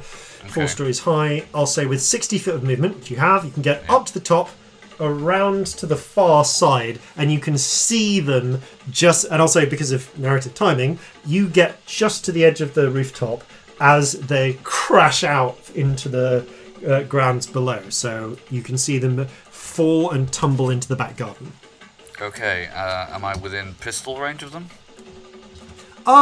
Disadvantage pistol range because you're 40 feet up because of the height. I'll use the carbine then. All right. Okay. Unsling the carbine. Unsling the carbine. They have left. Okay, that is a 22 to hit. Yeah, that'll do it. And I am going to use a 2nd level spell slot and cast Ensnaring Strike. Hey! Okay, so I'll roll the base damage first. Okay. Ensnaring Strike is strength, right? It is. Hang on. I like Ensnaring Strike as a spell. I had it up a second ago. I think it is actually Dex, but don't quote me. Yes, if you can please confirm that for me. Oh, no, it is strength. It's strength. Okay, no, that's good, because strength he fails on. Okay, right. Dex he would not have failed. Yeah, Kobolds, not strong. Yeah. Also rogue, great Dex. Yeah. I think, do Kobolds get a minus, a racial bonus to their strength? I feel like they do, yeah. Classically they did, yeah. Okay, well, base damage, that is 14 percussive. With a further, and because it's at 2nd level, it's actually 2d6 for the Ensnaring Strike. Oh wait, no, it's at the start of its turn, so no, it will be at the start of its turn that it takes that damage. But yeah, he's restrained. Okay, nicely done. The assassin, having nicked a few health potions on the way back, reopens one of the wounds as you shoot him in the back from above. The ambivalent octopus splays out again and grabs all of his limbs, and of course, being an octopus, it has tentacles left over. You just hear from down below, "Oh, not again!" Oh God. Okay, so he's restrained. Cool. That makes it. You used your bonus to cast, so that makes it. I guess, yeah, for Cosette's go, she holds on tight. Aww. Lovingly. Yeah, pretty much. And is charmed for the next hour towards Scamp. Unless anything... She's got a lot of shit on her right now. Oh, yeah. Cosette's had her willpower solidly suborned. Let me do anything that has concentration. I'm saying this out loud so I remember to do it, because if I do anything else, the suggestion will die. Right, so we're just saying that out loud at the table so that I don't do it. I'm so glad that Charm Person is not concentration. So nice that it's not concentration. Right. Suggestion very much is, though. It's up to 8 hours, but it's concentration. So time for me to roll a die. Okay, 1. So on the following round, only one of the support have managed to arrive. They roll. That's a fun thing to roll for. Oh yeah, I'm trying to see of the total number how many we reach at this time. It's really fun. Okay, so the same halfling from before who rushed into the dovecot, out from the dovecot, runs back up onto the dovecot. You see he's got a carbine in hand, and sort of takes stock of the situation. Sees, what's he seeing? He can see. So from his perspective, he can see Scamp is on the ground. Doesn't seem to be doing anything. You're 20 foot up in the air, holding on to Cosette, who is also holding on to you, but he's not a complete idiot. Yeah. And Corzin has been shot and is holding a rifle. But is on the other side of the building. Other side of, well, Corzin is kind of on the other side, but still on roof level because of the way that movement works. So he's still visible. So you're still visible from you're still visible from the rooftop, which is where the where the sharpshooter is. So as I have taken a moment to regret not putting my halfling sharpshooter stats somewhere nice and convenient. There we go. All right, so he's going to take a shot against. Okay, you're flying. It's going to assume you're the mage. Going to take a shot against you, Celestia. My so this is carbine attack. Yeah. Cool. You are within 80 feet of him. My AC is 15. Cool. That is well above 15. That is a 23 to hit. Oh my god, it so hits. Okay. You take 9 points of percussive damage. And that's a concentration and check. roll the concentration check. That's a success. It's fine. Okay. It's over 10, isn't it? Yeah. Yeah, fine. For that level of damage, Yeah, cool. So that was 9 points of damage. Yes. Awesome. Cool. Does not have an ally who is actively being an ally within flanking distance right now. Okay, so that's that sniper's go. He is hunkered down into a position where if you're not from directly above him, he's got half cover. I'll say because the dovecot. Yeah. Scamp. Can he see Cosette's face clearly from where he is? It's dark, isn't it? It is dark.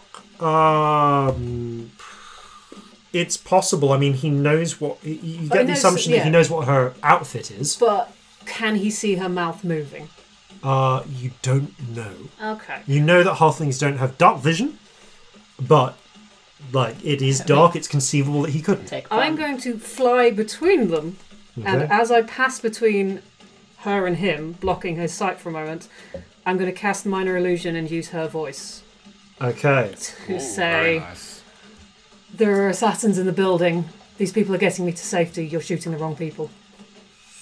That's a fucking clever move, mate. Love it. I'm definitely going to need a deception check. Yep.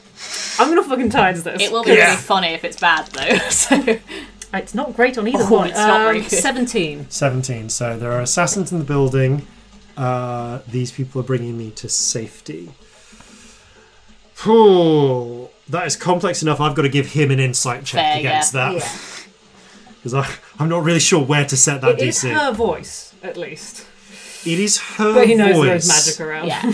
But he can see magic. Yeah. He's not an idiot, and he rolled a natural 17 against that. I have a reaction, though. True. Is there a chance that I could do anything about it? Yeah, okay. He's only got a +2 to his insight, so I'd need to roll 3 or 4 then, wouldn't I? yeah. Sod it, let's do it. Because if it works, it'll be worth it. Oh, it works. -4 to his roll. Yeah. Shit! And is gonna look. So these people are getting me to safety. There are assassins in the building. God, those were some fucking rolls from a couple of us there. Ian, call out. Call out. Sky's a building. Okay, that seems to have worked pretty damn well. I'm gonna start heading back as far with the rest of my movements because I've used my action. I can't dash, but So you're getting up empty position. The assassin takes how much damage in his turn? 2d6. Cool. 7. Nice. Additional Hit. 7 points of damage. Nicely done. The sucker's just sort of peeling in. So grim. It's like love bites, but Yeah. Not love. but not without the love. Yeah, just bites. Just bites. Knowing the options. Actually, if the beak's going in as well. Ooh. Okay, you are. An octopus can fit through any space its beak can. Yeah. Sorry, you are Hate less than 60 feet up. He's going to reach into his, starts struggling against the things, pulls out another of those little round bombs, and flings it up in your direction. Corzin, roll me a dexterity saving throw, please. Okay. Oh, that is a 12. Okay, 12. You manage to duck out. You fly out of the way, avoiding the worst of it. You do still take a bit of the spray, and you take 11 half to 5 points of damage, and roll a concentration check, please. A concentration check. Okay, that's just con, isn't it? Mm-hmm. Yeah, can't save. Natural 1, but lucky. Oh, that's so terrible. That's a 9. You kind of almost, you kind of get knocked down into the roof for a moment, and with the shock, the ambivalent octopus slithers free for a moment, and that's enough for the kobold to start running. Kobold is going to, puts his head up, and thinking about where he is, he's just going to try and break line of sight with you, I think. He's got a movement, runs up, he's in the alleyway behind. He is going to run and try and... thinking of options for him. Okay, yeah, no. I'll just roll a luck check and see if there's something nearby he can hide in. There isn't! He has to use a dash action to run towards the end of the street. Fair. Yep. And goes... so he kind of breaks line of sight with you at the very end of it, but you know where he is. He doesn't have enough movement to hide. Okay, that means it is... Cassandra's go. No, Cassandra. Cosette's go. Cosette holds on tight. Like a little baby sloth. Yeah. On this round, the remaining 5 snipers show up and immediately begin firing into the building that you've indicated is full of assassins. So many assassins! I'll say that at this point, you guys are in a position to start flying onwards. I'll say that deception was enough to get out of combat. However, I'd like to dash. Yeah, you are now just flying at full speed to the courts. Back to the courts. When it gets near to running out, let me know and we'll land. So looking at the map, I'll see where you run out because you don't have a full 5 minutes enough to get all the way back. No, but it's only a couple of rounds. But it's only we did spend a moment or two going. Okay, is that the house? Where is the house? Yeah. Up to you. So, laughing with things. DM is looking through handfuls of paper. So much paper. DM for the poor tired DM. DM had a map. I don't know what's... The map is behind you. Say these things out loud. We can probably help. Oh, I put it down when I was looking up suggestion rules. I can see the map from where I was sat. You should have said to do a Flintlocks panto. Okay. It's behind you. So it runs out over as you before you can get to the Courts of Justice, but just by but you're able to get over the river before it does. Okay. So you have to touch down for a moment on a rooftop. I will spend, if we can land on the street rather than... Okay. And I will spend a 4th to give Celestia fly again. Okay. Love you. Oh, I can give it to 2 with 4th, can't I? Yes you can. In which case, I'll give it to Celestia and Corzin, and I'll hold on to his back. Okay. Sorry. I realise I kind of ended combat there, but Corzin, did you want to continue hunting down the assassin? Well, yeah, because what I was planning on doing is if I still have the ability to fly, I was going to whip around the building and just pick the kobold up bodily and fly up into the air. Okay, let's roll backwards in time. Okay. Because very, very quickly it's going to get to the point where struggling is really not his best option. Yeah, I'll say that you're able to try and chase him down. Just give me a straight-up athletics check then to try and grab him initially. Run away with him. Yeah. So you're just trying to grapple him. Okay, that is a 14. He's going to roll a check against that. He fails that. He is now grappled. Okay, I just grab him under the arms and start, eagle style, picking him up and flying off with him. With that being the case, actually, I'm going to return to combat and rewind 5 minutes. Yeah, I do. Because we need to all be... I'm still doing the same thing. Celestia, you've moved on. Scamp, you've been following after. So by the time this has happened, we're on round 3. Corzin, you've gone down. You've got the assassin. You are, because of the distance of flight and so on, using your action to do that. I will say that you are 10 foot above the ground at the point at the end of your turn. Okay, cool, motherfucker. Yeah, cool, motherfucker. So you are arbitrarily, because of distances you had to travel, they've dashed. You've gone this way. You are, I'm going to say, 120 feet from Scamp and Celestia. Righto. So, Cosette holds on tight. Round 4. Snipers, still busy shooting up a building. Such a good idea. Now some members of the National Guard, not National Guard, the militia arrive to start doing a raid. Scamp, anything on your turn? I'm sticking with Celestia. Okay, you stick with Celestia. The pair of you. If it fails for whatever reason, I need to recast her. Moving, so you've caught up with Celestia. And Cosette's friendly to me, so I feel like I should be there. Yeah, I'm still dashing. Yeah, you're still dashing. Between the pair of you, Assassin gets a go. Because you have now picked up the Assassin, they are grappled. They have speed 0, no speed bonus, but they would have a go. Yeah. It. Basically, you can force them to go with you, but they're not currently restrained, which means that they don't have disadvantage when attacking you. Okay. So they reach into the. So as you pick them up, they reach into their. Actually, you know what? Let's go assassin moves. No, they reach into their boot, pull out a sax, and try and shank you in the back, shank you in the side with it from you're kind of holding him from behind. They're going to try and shank you. Okay. So this is first shank attack, fails miserably. Second shank attack does not fail miserably. That's a 22 to hit. Oh yeah, that'll hit. So you take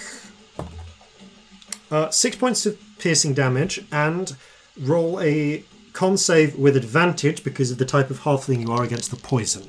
Yep. Ooh, okay, that is... Oh, that's a 9. Ooh, that is a failure. So... How much? Give me a moment. 9, 14, 18... 20, an additional 22 points of poison damage. Okay. Still up? Yeah, Corzin's taken some solid hits, but he's still up. Yeah, there's just a burning heat goes through your body. Okay, that's it. They can't really do anything with their bonuses at this point. So they are still grappled by you. They were hoping to stab their way out of the grapple. That didn't work. No, you fucking don't. Okay, but they are sort of actively fighting you, so it halves your flight speed. Because dragging rules. Fair, yeah. So Celestia continues dashing. Continue to dash to the courts of justice. Yeah, no. I'm assuming you are. I'm just going through the order. No, absolutely. Thank you for asking, but yeah, that's what's happening. You are 10 feet above the ground with a halfling, with a kobold who just shanked you in the side with a poisoned knife. Okay. Does Corzin have an instinct as to how long the fly spell will remain? Yes, I think everyone who it's cast on, that you've got another. Okay, so it's you've got another 4 minutes basically. Right, perfect. Okay, he is going to fly directly upwards. You get 60 feet up if you're just going to dash up because of the half speed. And as he's going, he's saying, "You really ought to be reconsidering what you're doing right now. I don't think kobolds can fly quite as well as halflings." There's a look of someone who is very quickly considering his life choices. I Okay. really hope you're the first halfling he's met, and now he thinks all halflings can fly. Definitely not the first halfling he's met. But... I know Corzin isn't, because he's literally just talked to Cosette. But like, wouldn't it be good? Oh yeah. Okay. So yes, the snipers are busy elsewhere. Scamp, you see Corzin fly directly up, holding the struggling like a cool assassin. Yeah, look. Oh dear. Okay. Oh, that looks bad. We can't stop though. No. I imagine they're sort of corkscrewing a little bit because it's like because the kobold's struggling. Yeah, there's a fight happening. I need to keep with Celestia in case something happens to the fly. I want to be within touching. In fact, I'm just going to hold her. Yeah. Like, just put my hand on. Yeah. Hold on to a shoulder or something. Okay. I can't over the whole movement. Kobold struggles, so you can kind of get you with the corner of his eye, and he holds up the knife. Drop it. If I'm going down, we're both going down. Let's do a deal. I'll tell you anything you want to know. Just set me down. I'll set you down in the courts of justice, not before. Gonna roll a sense of personal pride check here. Glances down, looks at the distance. Fuck it. He's gonna take his chances. No! Shit, none of us are there. I can see him though, can't I? You can see him. Okay. We're so far away. That was a natural 2 for the first shank attack as he's flailing, trying to get you. He's panicking, it's fair, yeah. Yep. And the second one, no, that is only a 12. Okay. He tries to get you, but you've just got hold of him. Yeah. Okay. That's He's doing his like proper hardcore. You know, I never want to see the inside of a jail type. This one apparently. Yeah, I like it. I'm here for it. Okay, I'm just gonna skip past Celestia because you're carrying flying. Yeah. Corzin. Right, I'm going to go up another 30 feet and along another 30 feet, so I'm 90 feet above the ground. Okay. I'm going to try and look around for where Celestia and Scamp are. Oh, you can see them. Oh, yeah. They are a good 240 feet off. Okay, I'm going to move in their direction. Yeah. Okay, but now I'm going to 210 keep feet off. gaining altitude as I go. Yeah, you're going. Because if I drop this guy, he is a mess. Oh yeah. He's 60 feet. He reckoned, he had his chances of maybe making it to a rooftop. Yeah. 19, maybe not so much. And actually, as that happens, he sees what's happening. Shit. And puts up his hands and drops the sacks. Bing. Clatters to the street somewhere behind. Very sensible decision. Go suck a dragon's dick. Can't hear that. That was an out of character, in character voice laugh. Which was really jarring. Kind of holding him in place. You continue. You're slower than the rest because you're. Actually, no. He stops resisting, so you're able to catch up. Okay, So I'll say you're flying. I maintain the altitude though. I'm not taking any chances. Yeah, you're keeping him a good 90 feet above ground at any given point. Yeah. Like the amount of height that is definitely going to kill him if he falls. Let me know when it nearly runs out, because we aren't going to get back. No, you're not. And in fact, it starts to run out as you're going over the River Arlo. So you need to land. So Celestia. you're forced to do a landing. Okay. I will go to Corzin and recast it while we're in the air. Okay. Cool. I'll take her back on foot then. Okay, so Celestia, you go down to the ground. So you make okay. So you make landing just there. Okay. Scamp. So while you're here, take the weapons off him. I mean, I can, but I think it's more useful to go and help Cosette. All right, go. Okay. So I recast fly and then try and get back to Celestia. Yeah, so the pair of you are flying. Yeah, no, he's smart enough to know that Hollywood water rules are not in effect. He's not going to try and just trust the river. Not for 90 feet up, he's not. As that would not work. No.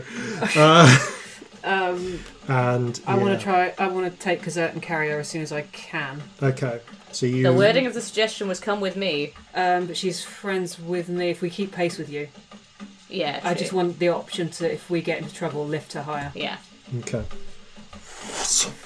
So you both fly over. Corzin, you keep your height. You Scamp, you fly down. Pick up Cosette. I'll hold you from here. It's okay. They're coming with me. It's still the same. We're friends. Of course. You helped me out that one time, I think. I can't really remember. We met at the meeting. Oh, yes. Yes, of course. There's a frown on the face every now and again, but the magic just sort of suppresses it. Yeah. We need to hurry up. You begin hustling through the...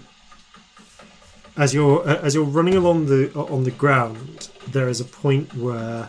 So you have to go through some streets. As you're going through one of the sets of streets, you see up ahead there is one of the large groups of slightly drunk and rowdy bands of Alicent militia who are making their Can we way duck up. around and try and take an alley? Yeah. Can we go a just different way?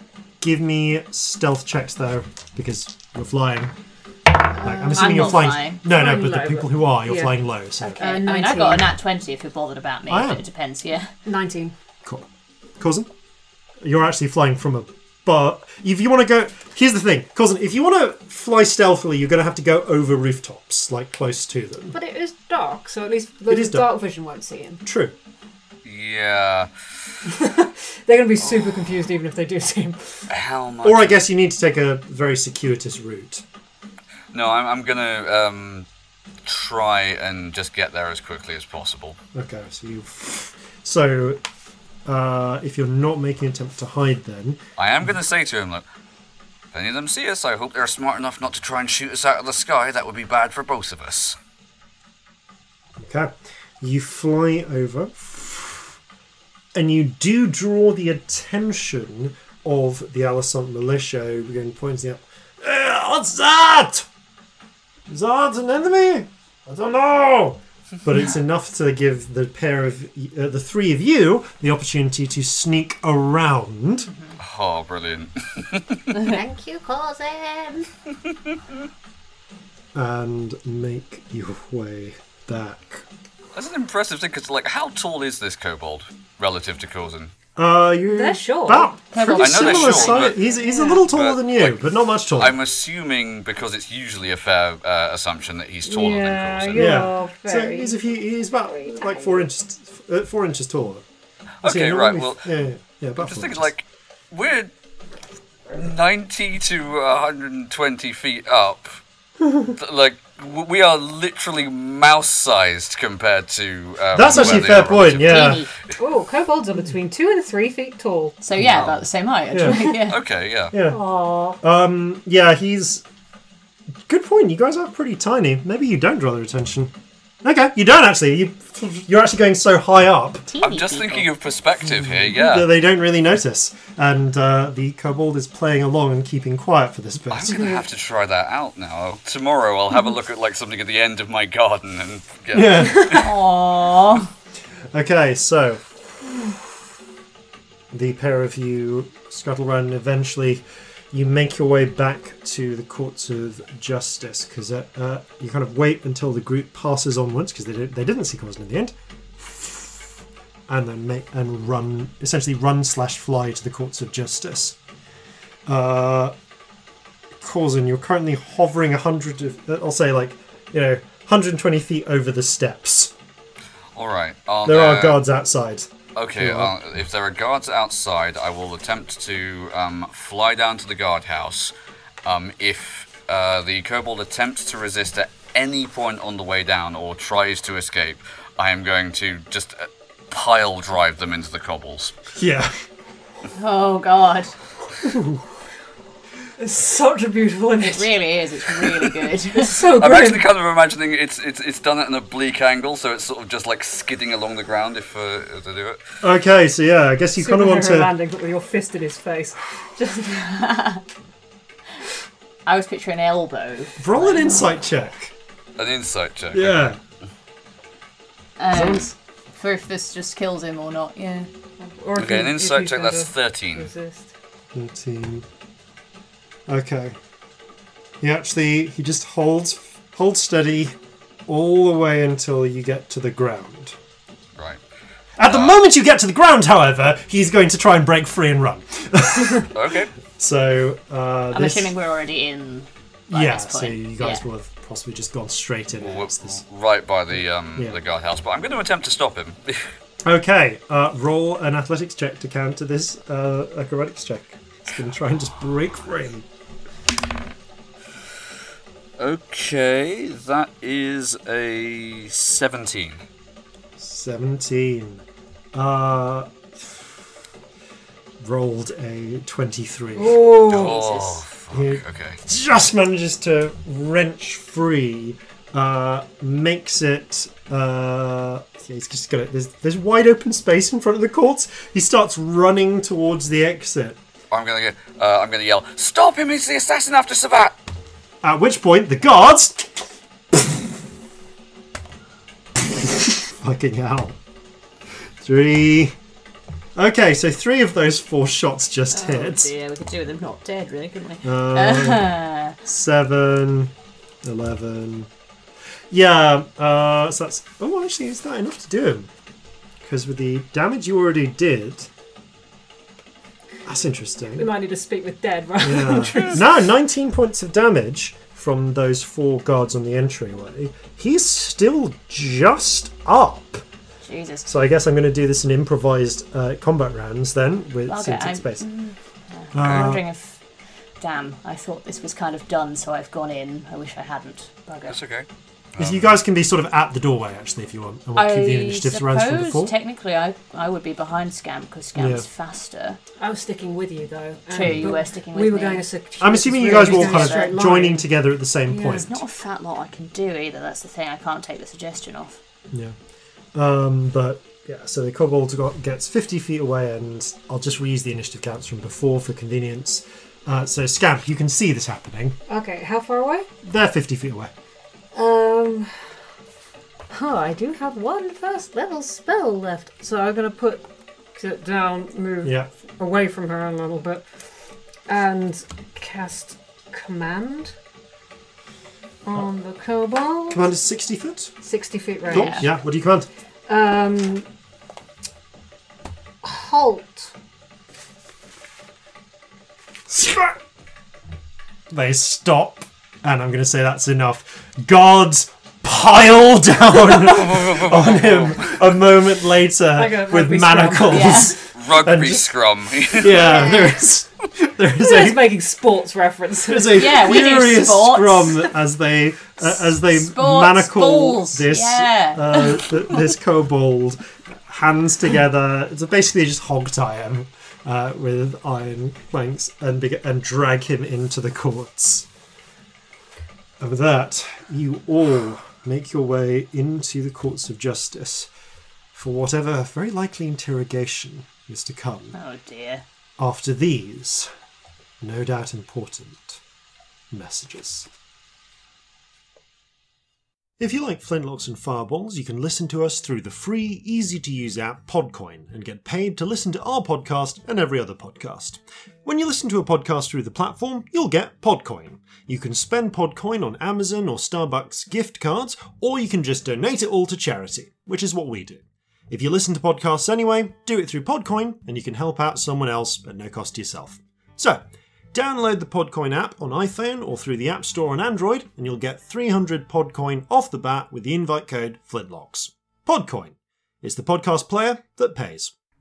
And now a word from our friends over at Infinite Deer. Okay, Infinite Deer promo. Let's do it. One word at a time.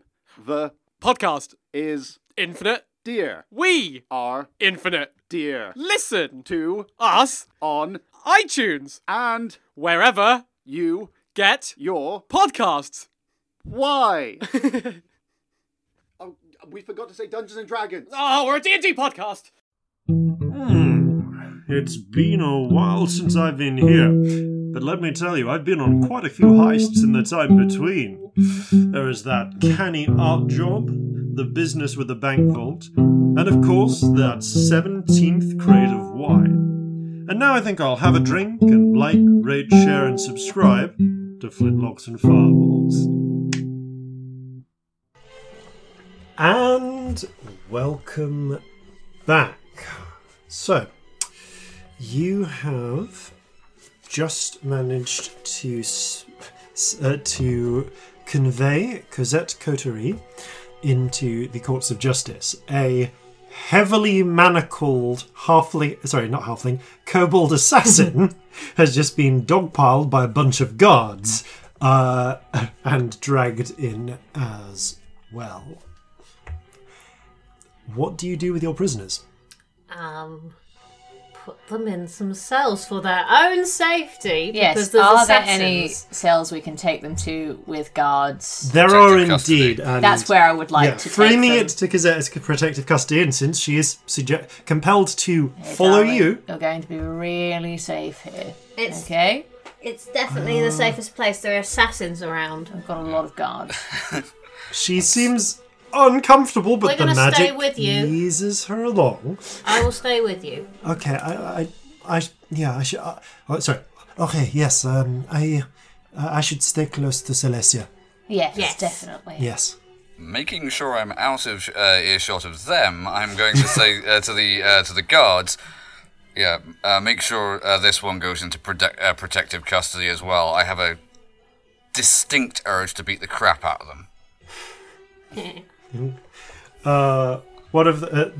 One of them nods, and three of them begin escorting the kobold away. A fourth one pauses for a moment, leans down to the human. Sorry, just to clarify, you saying we should not beat the shit out of him? No. Okay. Much as it's tempting, we need to ensure that. Sorry, I wasn't sure if that was a coded message for kick the shit out of him or not. No. He has to. I wasn't sure if "don't kick the shit out of him" was a coded message for "kick the shit out of him." I wasn't sure if it was "don't kick the shit out of him." To be fair, wink. I can understand where this confusion might have come from. I will be sure if I am going to give any coded messages to you, I will make them more plainly obvious. Right. Okay, he just goes off. Okay, we're going to need to do this one properly. Put him in a cell and make sure he doesn't get away. Two of them, their shoulders sag, but they dutifully drag off the kobold. We should go and talk to Sabat and Arte right now. We should not leave her on her own at any point. No, I'll stay here.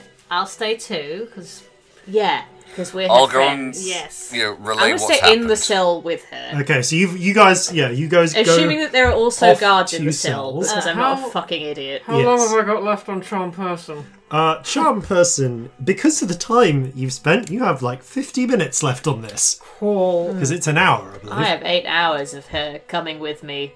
Yeah. I didn't actually say come with me to a place. You just said come with me. So technically, if I stay near her, she's still sort of... Yeah, compelled to come with you. Although... But in 50 minutes, she will know she was charmed. Yes. But she won't know she was suggested. So, no, but she will not be friendly anymore. True. She might rationalise that come with you slightly differently. Yeah. Yeah. She might start attacking. Fuck it. But... can I get them to restrain her, please? Yes. That doesn't quite fit into the narrative of this is for your protection, however. So as the guards arrive, the guards move over with the manacles. She starts looking around. Celestia, could we go somewhere else, please? No, thank you. It's all right, darling. Don't worry. moment. Just yeah. The guards get her arms behind her back, manacle her, and chain the manacle to one of the walls of the cell, which is a functional brick cell with iron bars. Mm-hmm. Now that she's chained to the wall, should you so wish, you are able to step. You can now step out of the cell, and they can close the door. I'm worried about assassins. Yeah, I'm going to stay here. So I don't think she's the one at the top of the chain. All right, you stay put. I haven't dropped anything either. Yeah, there are two. So there are 2 guards on prison duty. On account of most of the guards are very busy right now, or guarding the king. So yeah, you've got the there are 2 on duty, but there are others elsewhere in the palace that they can call. Yeah, 2's not enough. I'm staying there. Yeah, the pair of you stay there. Can we get Savat brought down here, please? Just tell him that we're ready to proceed with the next step of the plan. Yeah, and preferably maybe Arte as well. Well, I can go and get them. Oh, and yeah. You do just that. Thanks. The kobold who is shoved into a cell further down. Less bothered about him. Yeah, he's been mercifully gagged, so the various swearing in Draconic is heavily muffled. Do they do that by just sort of tying something around his snout? Literally, they just got a heavy bit of cloth and tied it around it, just actually kind of like through his snout and around the back of his head, so you can kind of bite his jaws up and down. It's like oh yeah. Okay. That's not pleasant. Yeah. But he's actively struggling against the manacles even when they chain him to the wall. But it looks like those are holding. And they did take the time to fully disarm him, didn't they? Take the time to frisk him.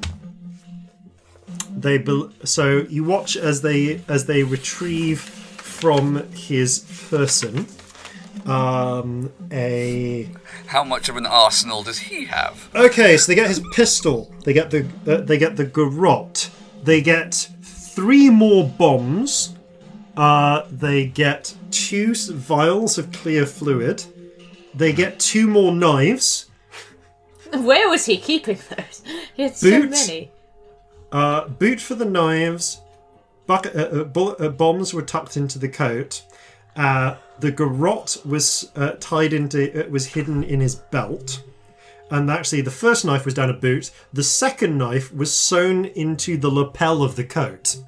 Okay. And it's more like a little finger knife, like a really desperate last So I've ditch made weapon. 9 items so far. Also, right, Yeah. keep that garrote separate. That's evidence.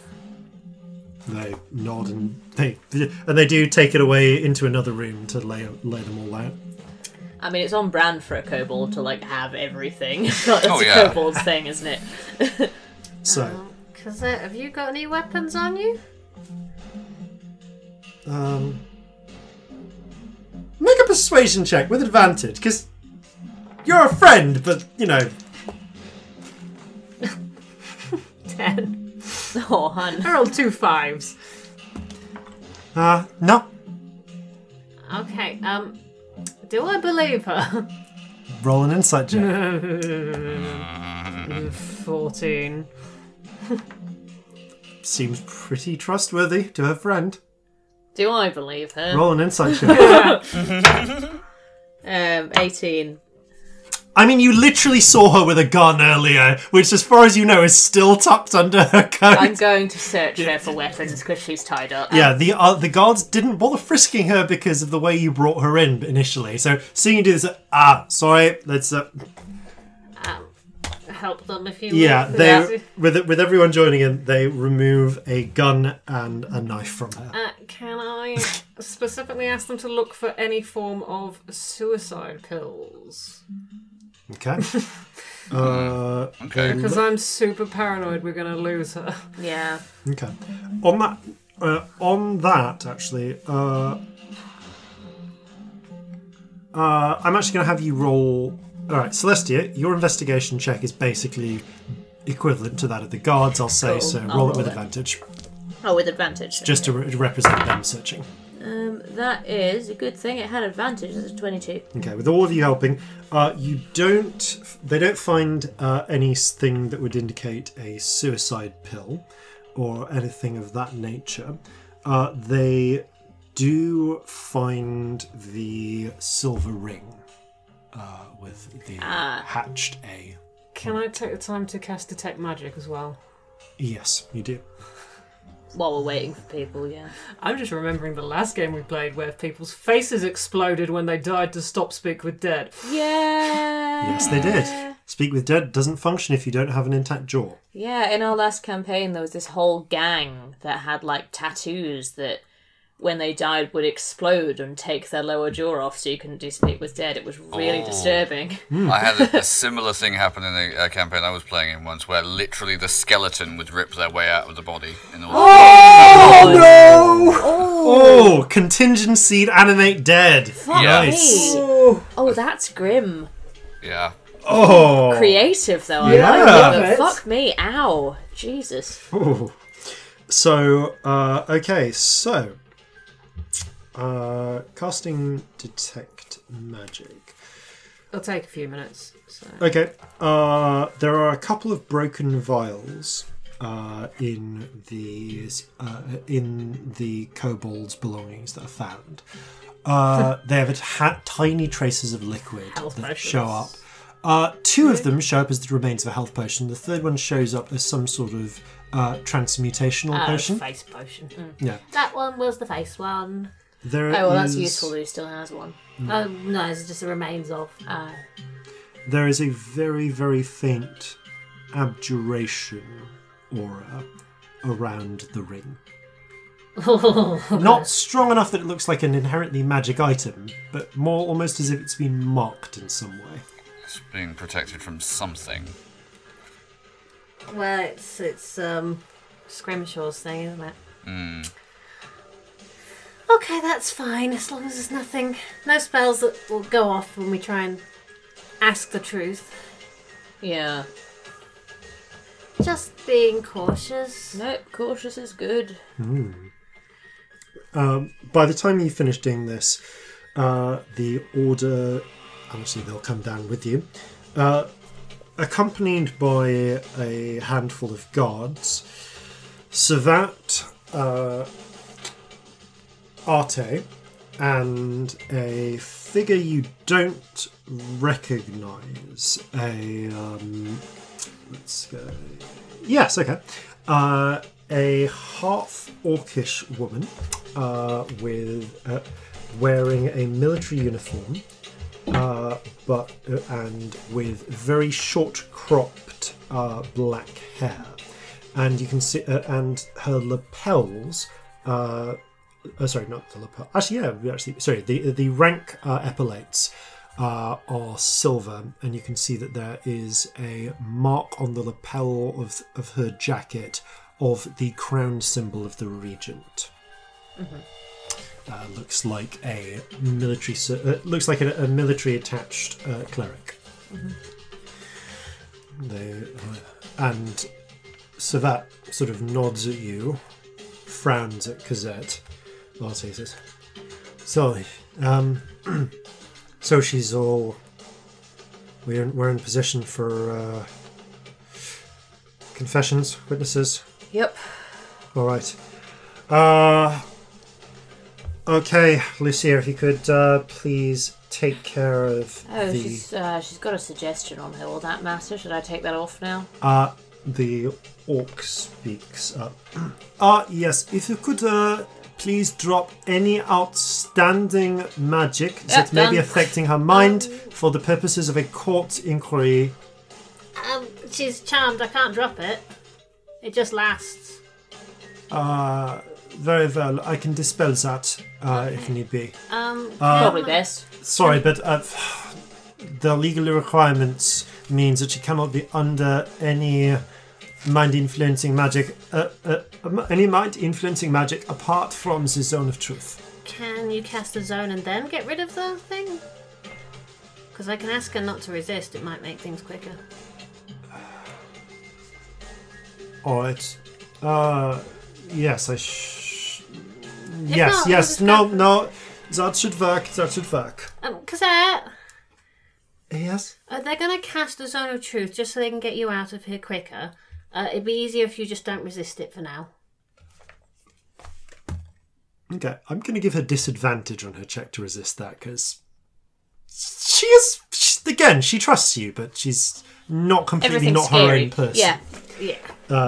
So, fine. Okay, so Alicia focuses, and as she puts her hands together, you notice a flickering into being on her back is what appears to be...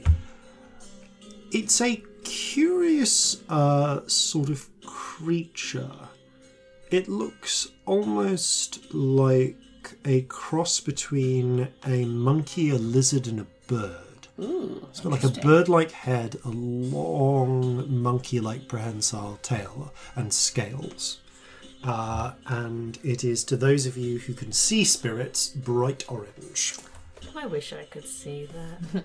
A rainbow spirit, like on Celestia's shoulder, like does the sort of Aladdin carpet thing and sort of rears up and cocks its pseudo head to one side like a dog, like, huh? The orange lizard bird monkey kind of flicks its head away almost disdainfully. The rainbow spirit, if it possibly can, blows a raspberry.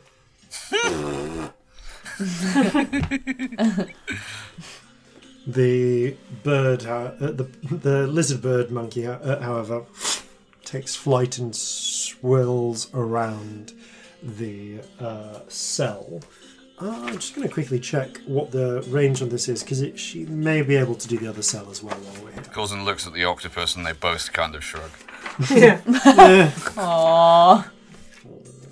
15-foot radius sphere. Yeah, I'll say she can do both of them. So both of them get a save. So disadvantage for her. That was a natural 3. And for the kobold, who is still gagged, natural 20 for the kobold. She frowns from him. Well, the kobold isn't going to be talking to us anytime soon, but I can feel it has taken on her. That's good. If you could, to excuse me a moment. She focuses, and this time the lizard bird swoops past and seems to snap at something near Cosette. And her features suddenly resolve. Oh, shit. I smile sweetly at her. Right. I feel a little bad. I don't. So at this point... I feel a lot bad. She's not nice, but I still feel bad. It's because you're a nice person. So that gives you, the three of you, the nod. Moray says... Professor Arte says, I think he's given you first questions before we start asking them, so feel free. Then we'll ask our own. Did the order come from any higher up than you? Okay. Okay. She does not answer. Well, Jacqueline? That's pretty conclusive then. If you don't answer, it's because the truth is not what we want to hear. Yeah, I assume it was Jacqueline. There is no reply. Well, obviously then. Who else knows about this? The orc says, I will report that the prisoner... I report to the assembly that the prisoner did not answer these questions when asked. It is up to them to make their inferences. of course. Oh yes, of course. Corzin, sorry, what was yours again? Who else knows about this assassination attempt? Well, obviously you do. You're feeling really unhelpful, aren't you? Who else outside of this room? She shrugs and shakes her head. You don't know? Oh no, she knows. She's just saying no. She's not answering. It doesn't restrict you from shaking your head, darling. Right. It's just speaking. You can only speak the truth. Are you going to answer any questions? Perhaps. Ooh, good answer. What incentive do I have to do so? A lesser sentence? Because I'm pretty sure the kobold down the end is going to talk. Plus, we saw it. You'll attest to what you saw. I saw everything. We know you're fucking guilty. I'm going to stand in a zone of truth and tell them what I saw on a scrying spell. Which was you literally talking to the kobold about what had just happened, so... you might as well make it a bit easier on yourself, darling. We also have the kobold, we have the garrote that somebody can do an objects pass spell on. We've got it all. Roll an intimidation check. Hang on, I've forgotten what my intimidation is. I don't use it as a skill much. Give me a minute. That would be 17. She licks her lips for a moment. And just give me a will save.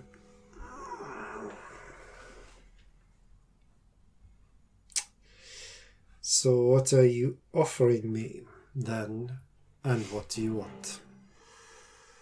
Oh, I don't know. Up to us, is it? I don't know what the sentence would be. The Savat writes on his pad, treason equals death. Oh yeah, I get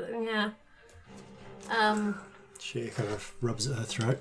How long has there been a plan to assassinate Savat? Days, weeks, months? I do not intend to answer questions until I can get a guarantee that my sentence will be commuted to something less than death. I don't think that's a thing, really, is it? I don't know. It's not really up to us. That depends entirely on the quality of the information you provide us. No, you can't offer anything, Corzin. This isn't... we're not the people delivering the sentence. In which case, you have nothing to convince me to speak the truth, to speak anything more. Well, we don't actually need you to, so that's all right, really, isn't it? Shall I get in a zone of truth somewhere and tell you everything I saw? I mean, it's right here. You can step into it, can't you? Yeah, also, I do have one more spell I can do today if you'd like me to do an objects past spell on the garrote and step into the zone of truth after doing everything. I can do that, if you would like. I say to the room in general. That should be enough. So that looks. Or one of your professionals can do that, you know, either way. He glances to the half-orc Lycia. Yeah? As far as I can tell, provided I witness it occurring and it's all within the zone of truth, that would be admissible. Great. Okay. Let's roll a nerve check.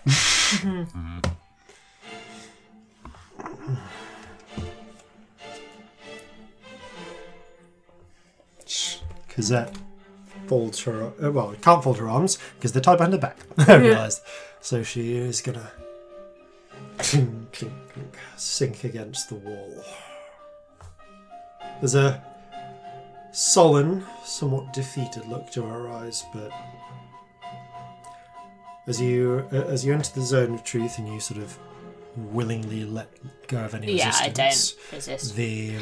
Do you like Jeffrey? No. Oh! I mean, It's working. It's complicated.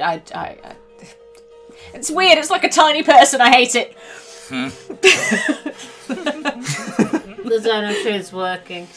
Yes. Yeah, I can tell it was working. Fine.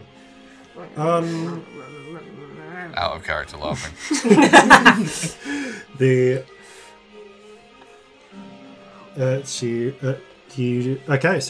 So if you wish to, if I could have the garrote brought forward, thank you. The garrote is presented. Okay, so first of all, can you please verbally confirm answers to the following questions? Are you able to cast the spell known as Discern Objects Past? Yes. Are you the next spell you're going to cast will be that spell? It will be Discern Objects Past. Yes. Okay, I will confirm it again that you have cast that afterwards, and then any information you receive. Of course. As you wish. I sit cross-legged on the floor and spin my weird eye thing in front of everybody, whilst holding onto the thing and say, show me the last time this was used to commit a murder. Attempted murder. Show me the last time this was used to commit an attempted murder. Okay. You focus for 10 minutes and then the bubble comes forward and you get a strange third-person view of the same fight you engaged in before. Just watching the same thing. Next to Savat and strangling. You see you just see the whole thing going through from almost from the assassin's perspective as you walk behind behind him while he attempts to strangle Savat. Fights you for a bit. Flees into the smoke bomb. You see where he hid. Weird. Oh. While the smoke was there, he was able to scramble through the use of a concealed grappling hook to a rooftop and to leave that behind. Oh, he literally Batmaned it out of there. He Batmaned it out of there, and therefore was able to slowly scramble along the rooftop. Hey, you little shit, says Celestia watching this.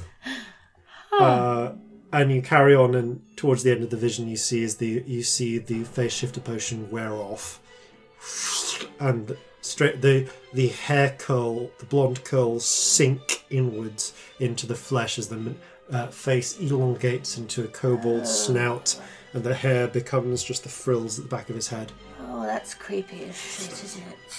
So she's just like talking to herself in visions at this point. Draws a cloak for hidden, puts it over him, and begins making his way on before the vision fades. The spell you just cast, it was Detect Objects Past, yes? I just cast Discern Objects Past, yes. Thank you. Please tell us everything you saw. I relay everything. I feel like that's boring, so yeah. Okay. We have successfully... Well, in case there was any doubt, we have now confirmed that kobold was the assassin under the influence of a phase shifter potion. Mm-hmm. I also have some information I got from a scrying spell earlier this evening. I guess I relay everything there as well. I feel like we've seen this. Yeah, you relay everything. To hear it again, back into a more Syrian accent instead of the silly one I just slipped into by mistake. It's okay, nobody knows. Okay,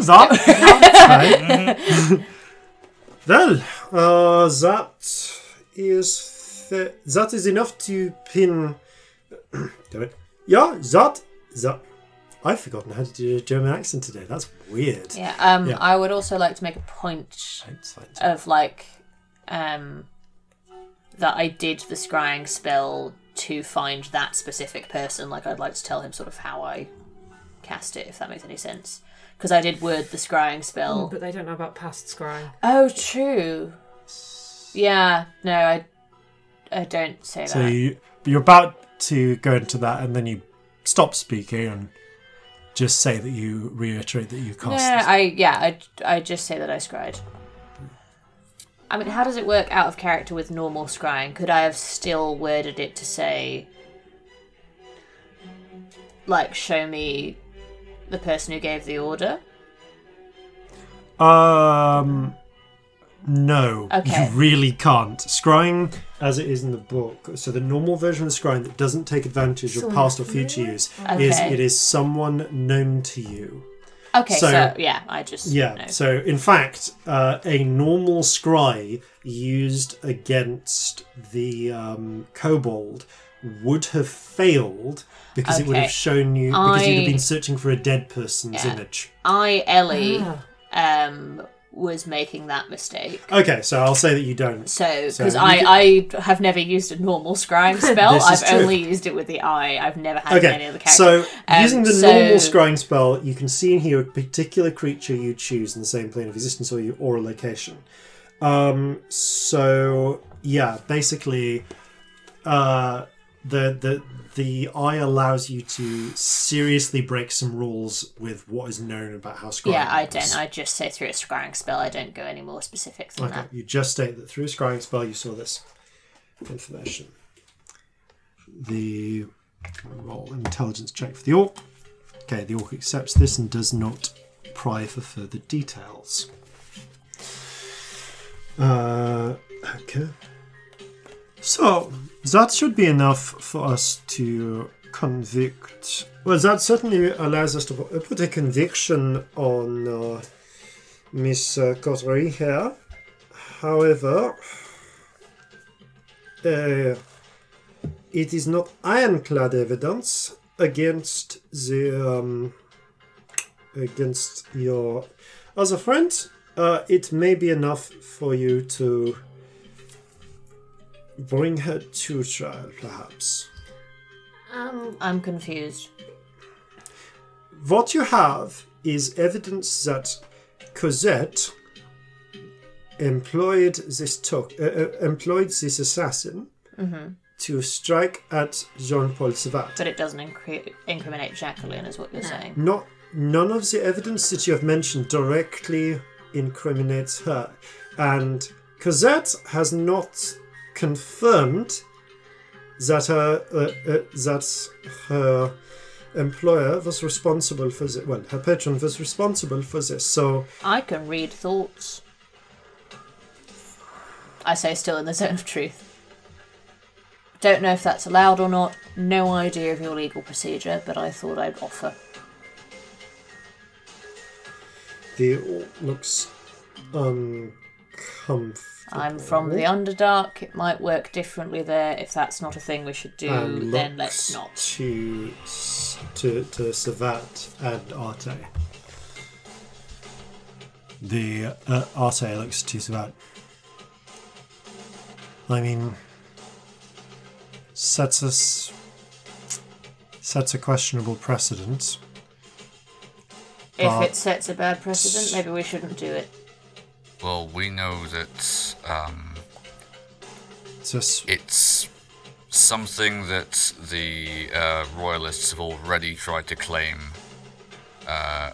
the revolution have been doing in order to discredit them. And also, we are going to be negotiating something very big tomorrow, and if word got out that we'd done something like that, that would look very bad.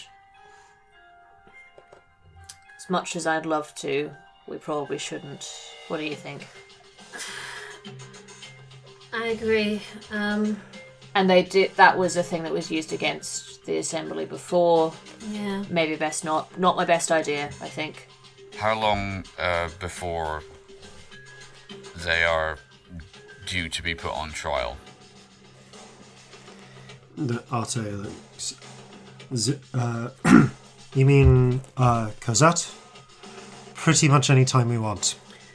Right. And the sentence would there be a chance of it being a commutable sentence if evidence was given?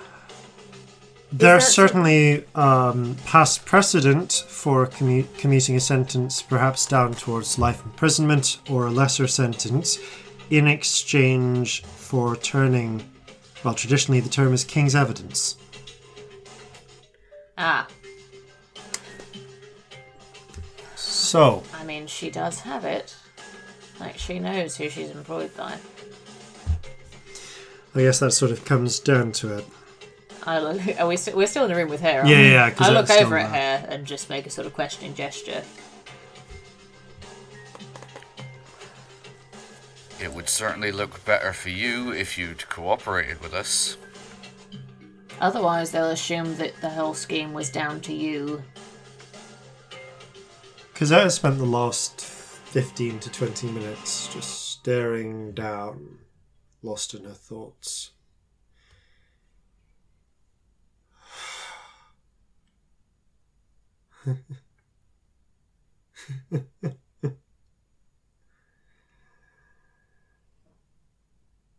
Everything that I have done, everything I have done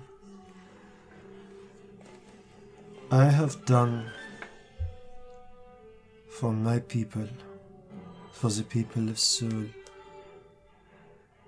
If I must die a martyr at the hands of those who would compromise, of those who would welcome back the same filthy aristocratic scum that ground our people into the ground for centuries. Well, I can't say I'm happy about it, but I'll do it. I can respect that. I am Suit on the yourself. side of right. I'm glad you believe it.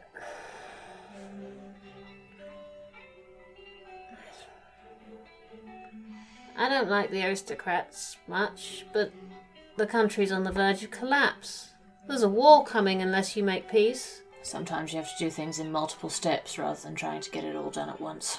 Always people say that, oh, you must take it easy, you must take it in small steps, you must be glad with what you have. No, take big steps. Take only this much, only this much.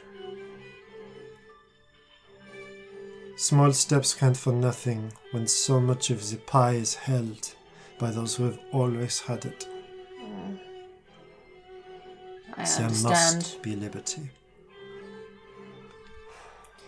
I really do understand. But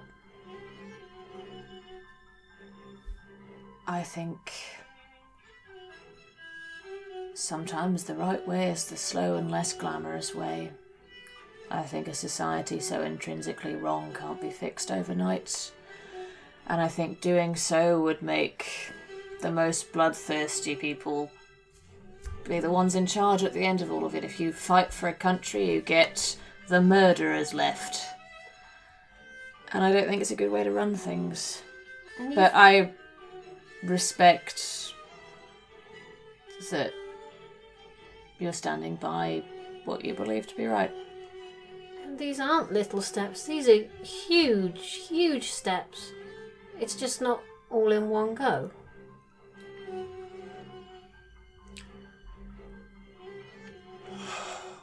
Will I have a priest for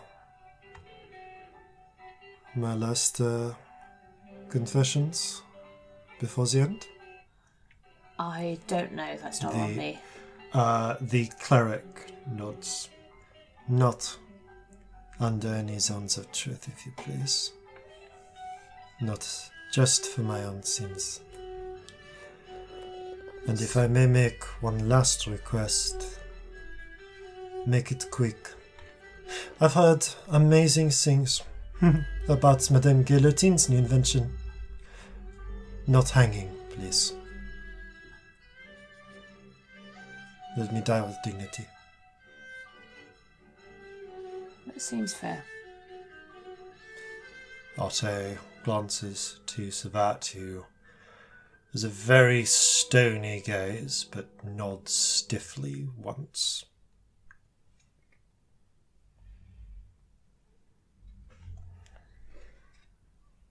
He does, however, write down a note and passes it over to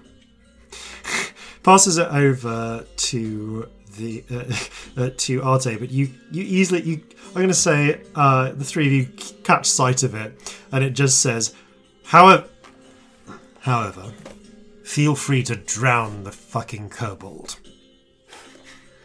Huh. I mean, it's a man with like half a throat because someone garroted him, and yeah, like I get he it. just went through some pretty severe surgery. Yeah, Can't begrudge him he's that. had enough, you know.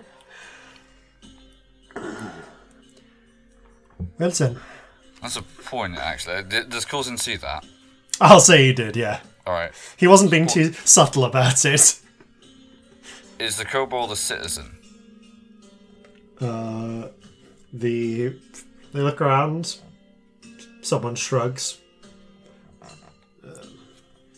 One of the guards says, "Well, he did not actually have any peppers on him." Because if he is a citizen, then he should be tried the same as any others. If he's not, well, he should be tried anyway. He should still be tried the same as any others. Yes, I'm not saying he shouldn't be, but I think that Lucia puts up a finger. In light of the evidence I've just collected, there's going to be a very short trial, but yeah, yes, he will so, be. Yeah. But we should see if he has any information he's willing to... Oh, he might be a bit, yeah. I mean, if it was me, I'd want to know who the person I'm working for is working for.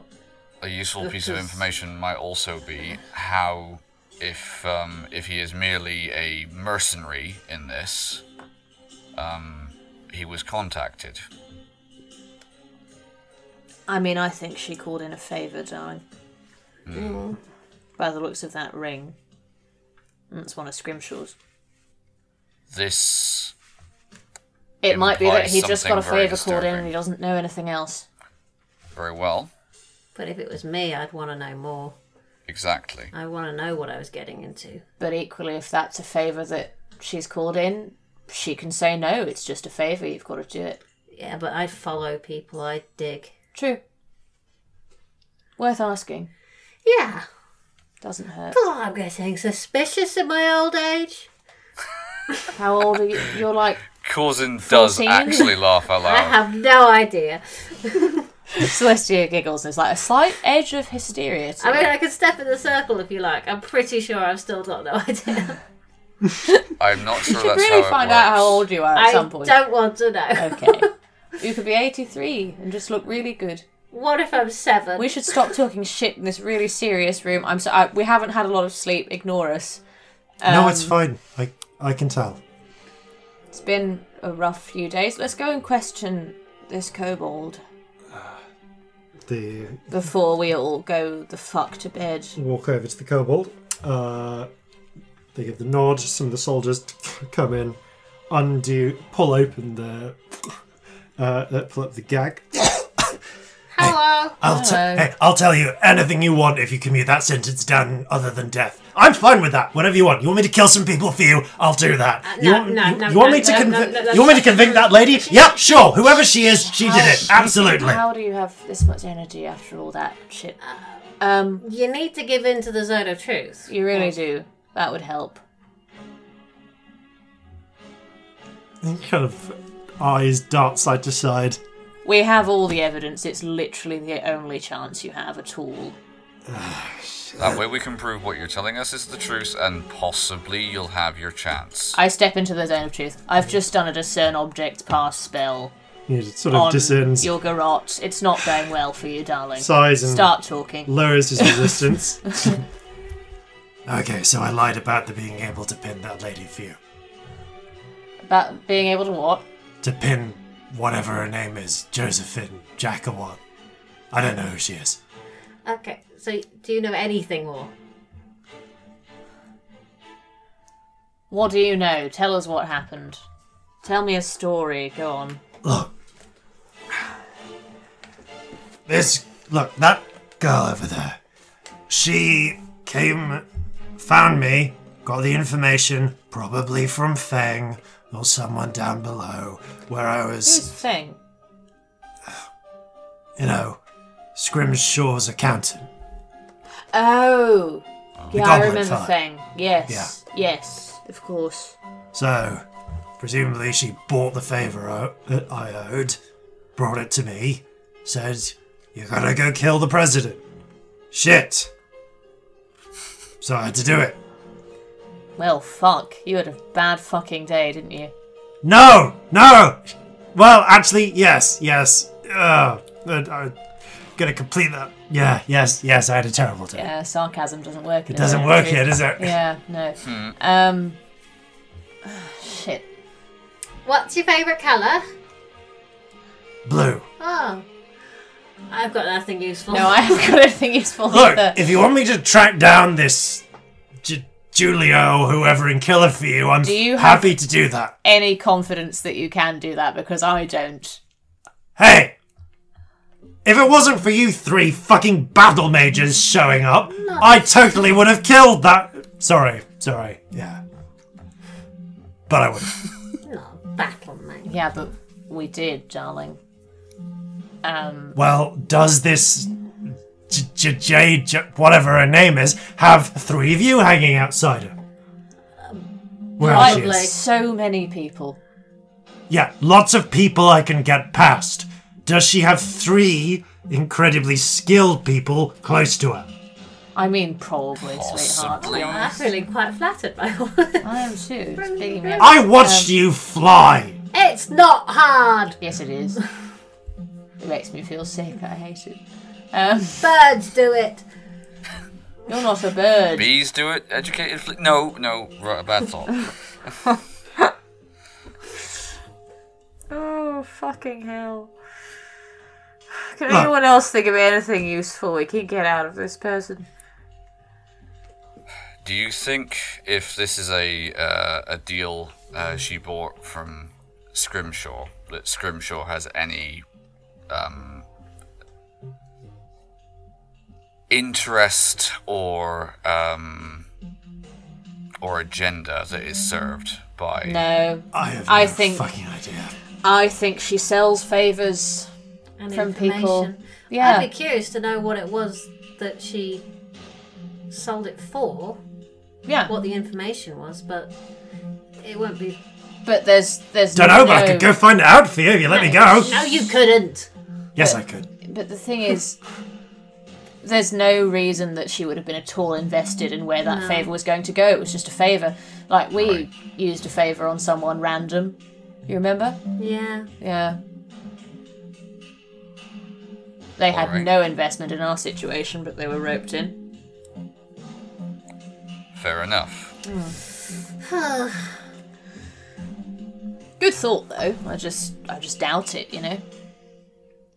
I can't think of anything else useful, and I feel quite kind of bad. Yeah, I kind of want to give you a chance. Hey, I will take a chance. Yeah, but I can't think of a way. I'm going to be very blunt with you. My primary skill and trade is murdering people. If you need people murdered, I'm happy to do that. You worked for anyone interesting? Yes. Anyone that we'd be interested in knowing about? Yeah, any good information about anything at this point, darling, honestly. We're not going to let you out to kill people, because that wouldn't actually help if you just went in and murdered Jacqueline. Because we don't know she done it. She might be totally innocent. It would just be another problem. And I'm very tired, so if you could just... anything, just anything. Here's a couple of questions for you then. Yeah, sure. Is this the first assassination that you've attempted whilst you were in Seoul? No. How long have you been in Seoul? This time? Like 7 months? Who you killed? Yeah, mostly, shopkeepers, people who want people gone. Boring. I've done a count before. Have you had any other political assassinations? Well, yeah, there was that count. Which that was count? Like 7 years back. Which count was it? Tell us. It might be useful. You never know. One moment. Shit. It began with a P, I think. Comte de Planchette. There we go. Is that helpful to anyone? I say to the room in general. Is that not to like the sentence? Shrugs, writes it down. The aristocracy. Who told you to do that one? That was the Contessa de Terresville as a personal contract. Huh. Yeah. Yeah. Arte puts hand up. Yeah. But unfortunately... Is she on the walls? Yes. Yeah. Oh, shit. Okay, Shit! Fucking... Fuck. Bollocks. Look, balls. if you take me out of the zone of truth, I'll give you as much evidence as you want against it. helpful! Obviously, that would mean you'd be full of shit, darling. Come on, keep up. Alright, just to make sure that you haven't flagged up anywhere else, what is your full name?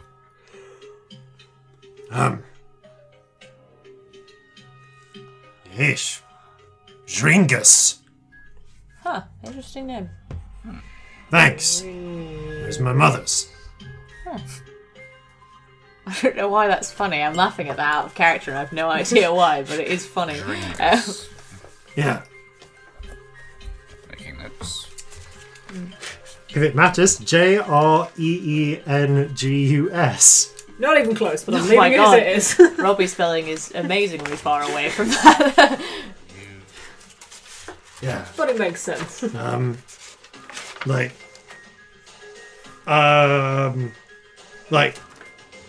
Sometimes I go by Dringus the Garrotta. Oh, well, nice. That's Well, there's a lot of singing. Dringuses. Yeah. Okay, Ringus the Garrotta. It's a pretty common kobold name. okay. Lovely. I really like him, despite everything. We It's can't a get problem. attached. I know! You've already got a monkey. Come on. No, I'm kidding. That was a joke. That was a joke. I'm sorry. I need a drink or something. I need to go to bed. It's been a long day. Fucking hell. I can't think of anything else useful to ask you. I think I just need to go. To be honest, does anyone else need anything from me right now? Anyone got any questions that are useful? Glance around.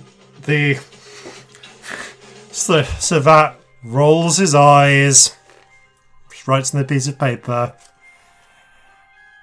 Just gag him, trial him, get on with it. Oh, when were you asked to assassinate? How long ago? That's Yeah, actually exactly useful. how long ago? Sure. Yeah, I got that, like 3 days ago? Was anyone else there? Yeah, the lady came up to me, that lady, and over there. It's probably not helpful, is it? And then, and I was getting all ready, and then I got, I did get a note sent off to me to say to do it tonight. Have you got the note? No, I burned it, obviously. Oh, okay, that's smart. Clever. No, it's not helpful, is it? Right, so this is a relatively, well, even if it's been planned for a while, it This was stage only... is recent. Yeah. I mean, I admit, yeah, it's a rush job. You know, I'd normally have gotten a few other guys involved. Just so I don't get, caught in my own with my pants down by 3 battle mages. Yeah. I think we're done here. Yeah, I was afraid of that. Sorry. Well, it has actually been nice talking to you. Yeah. Nevertheless, I wish we could help. fuck you all. I hope you die painfully because I'm going to be executed tomorrow. That's fair. Yeah. Bye. Corzin Hope just it's- turns around and walks out. Go it's quick. die in a fire. Fair enough. So guards come in and gag him again. That was depressing. Yeah. The interrogations often are. I think that's everything we can get for tonight. My hopes weren't high that he would be able to tell us anything, but we had to try. Well, we're definitely going to get, because let's have this conversation elsewhere. Yeah. Move up towards... Keep a big guard on her. The militia are likely to We're- want her out. Yeah. But don't worry, the militia aren't getting in this building anytime soon. I'm really worried about making her a martyr. I think we should definitely wait until after the treaty's sorted, if that works. Any militia person who dies as a result of action on the revolution's part is going to be seen or believe themselves to be a martyr. It would be really nice if we could find a way of catching some other people and make it seem that she gave information. Yeah. This is dangerous. Martyrs are dangerous. This is why we wait for her trial until after the treaty's done. Yes. No, but you eventually make. For now, we hush it up if we can. Savat's office, and Savat writes out a couple of quick notes. Trying to think of anything else that they would really say at this point. Right. So Mariah glances at them, nods. All right. We'll need to make a decision on whether we want to push against Jacqueline or not. I don't know if it's wise to do it. If we either need to do it tonight and make a raid of it, or she's going to be standing in the assembly tomorrow to cause us trouble. We've got no evidence. We can't make a raid without evidence and then expect them to trust us. Or is that? Can I scry again? You're out. Yeah, I'm out, aren't I? One of your I used it on Dawn? Object Pass. I can do it at dawn, if that would help anyone. That might be something. We can have a look, see if we can get anything on her. But without reason, we really can't. We can't perform a raid that has no basis in anything and then expect people to treat us fairly. Look, I understand the situation is tense at the moment, but the road from legitimate suspicion to rampant paranoia is exceedingly short.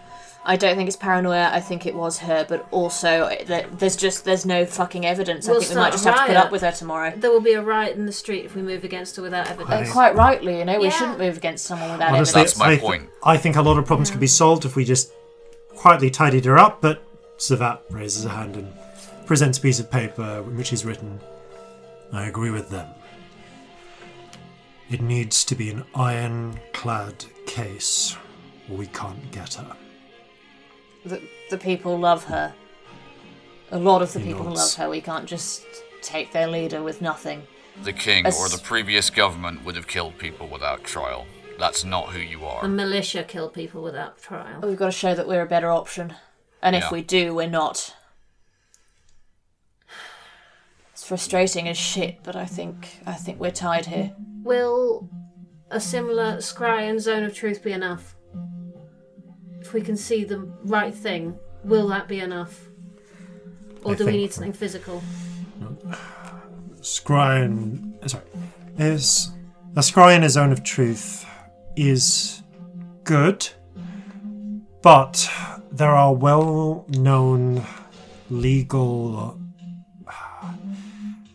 precedents for people. So here's the thing that's not well known on purpose. If you're prepared for it, there are types of magic. This is something I know from my past working as diviner in the army. A skilled illusionist can set up a pre-programmed false scrying. Okay. It almost never actually happens. It's mostly used in times of war. Right. Well, it's not even a situation where I think it could happen. The problem is that it can happen, so that's always been a legal loophole where this sort of evidence is concerned. Now, because you had the garrote and the ring downstairs, there was a lot of that's stuff iron. It up, that's real. That's solid physical evidence. A scrying with Zone of Truth will mean a lot, but they can mount that defense. If you got that and something physical. Right, well, if we can establish... Or a physical eyewitness account that didn't come from magic. Can, if we were to have something physical, would it matter how we'd got it? No. So you'll sometimes see in some of the more awful plays or the dodgier novels that come out, talks about evidence getting thrown out of court because of due process and so on. I'm just going to be blunt here. There was a point about 50 years ago where there was actually no legal permission set to search a house for a body to convict it for someone on a murder case. And there were points where members of the Watch would just have to break into someone's house to find the evidence they'd committed a crime. So generally, Cerulean law takes the view that it doesn't really matter how you got the evidence, so long as the evidence is got. As long as the evidence is got. Now, what the fuck kind of evidence could we get? I don't know. Surely she's smart enough not to have left anything. She's much smarter than most people around. Or a confession from someone. Well, I'd say from someone like Cosette would be perfect if she wasn't a fucking fanatic. Yeah. Maybe what we need is a scry to find what we're looking for. And then go, scry for the moments and see if there were other witnesses. We could have a look. I'm also maybe low down the list concerned, but I'm concerned about doing this negotiation on no sleep. Oh no, we should sleep. Jacqueline's pretty high up in the government. I seriously doubt that Cosette was her only accomplice. But it might be she was smart enough to have no one else know about this. If it was me, I wouldn't tell anyone else. For something this big, I'd have as few people knowing this as possible. I'd do it quietly. Especially with the image that she has to maintain. That's rule one. As few people as possible know. Fair. So we can't do anything till dawn anyway. No. We sleep. At dawn, we find out if these fears are... If we're not chasing the wrong person, for one thing. Just because everything points to her doesn't mean it was her. We need to know that for sure before we go looking for evidence. Otherwise, everything's going to be conjecture. And it doesn't really make a difference if somebody's present for that scry or not, does it? Particularly. Because what we need is evidence. Yeah. And then I can always do another one in a zone of truth later on. Or to describe the one that you did. Yeah, either way. Yeah. Doesn't matter if somebody's seen it or not. So we don't need to wake any of your guards up at a stupid hour. So... I'm not sure how many of them are sleeping. Hey, Jean? Jean-Paul nods. I mean, Jean-Paul, you really should sleep, darling. You're trying to heal. And puts his hand up and nods, and you can see in the corner someone has set up a camp bed for him.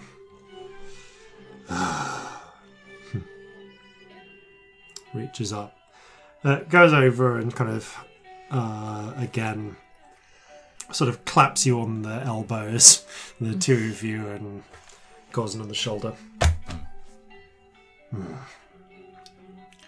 Sleep well. Maybe one of us should stay here. Maybe you should come to our apartment and we should all take watches. Except you should sleep. Yeah, you should sleep, because fuck that. But we normally take watches anyway. It would be extra security. Bring some guards as well, if you like. Think for a moment. They goes. Thinks, and given the night he's had, nods. Yeah. Let's try and tell as few people as possible where you are as well. Yeah. Nods again. Just really, really paranoid maybe, but it's a big day tomorrow. It's the night I'd send someone if I was going to do something, you know?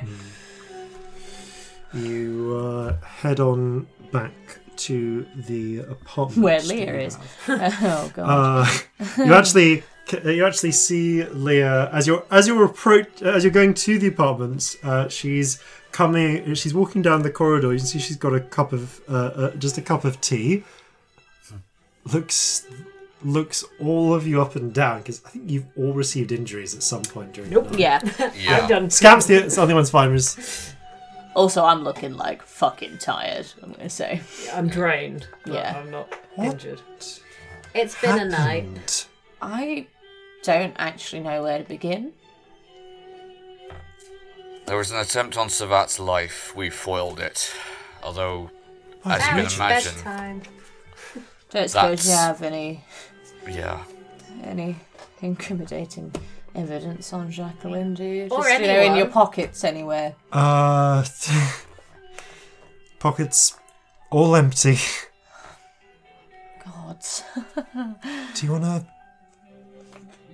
get a cup of tea and talk about it? We kind of all need to be in the apartment together, really. Right.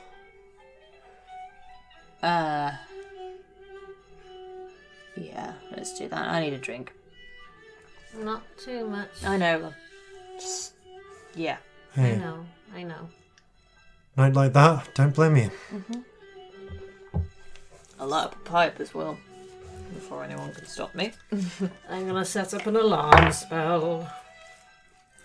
Get my little twine out and spread it around the doors. Corzin is going to fill Leah in on the salient points of what happened. Yeah, she kind of nods as you go through about, like, it kind of skips through. You get through it in about, like, 5 to 10 minutes total. Yeah. Nods. Wow. No rest for the wicked. No. I feel a bit like the bad guys. I'm just having that feeling, and yeah. No, How do you mean? Well, we've just got somebody killed for having to carry out a bargain that they were magically compelled to carry out. And also, somebody's dying because they've been trodden on their whole life and they believe they're doing the right thing. And I think we're doing the right thing. But it's hard because what she believes to be right is. A lot of it is. It's just the methods are unrealistic. It's not the time. It's not. It'll just end in war with. It's like me trying to abolish slavery in one day down below. It's not going to happen. Yeah. As slow and as unsatisfying as what some of the assembly is doing, it's hopefully going to be the pathway to a lasting change, because I can tell you from experience of warfare, what will happen is as soon as the adjutants are overpowered, the status quo will reassert itself.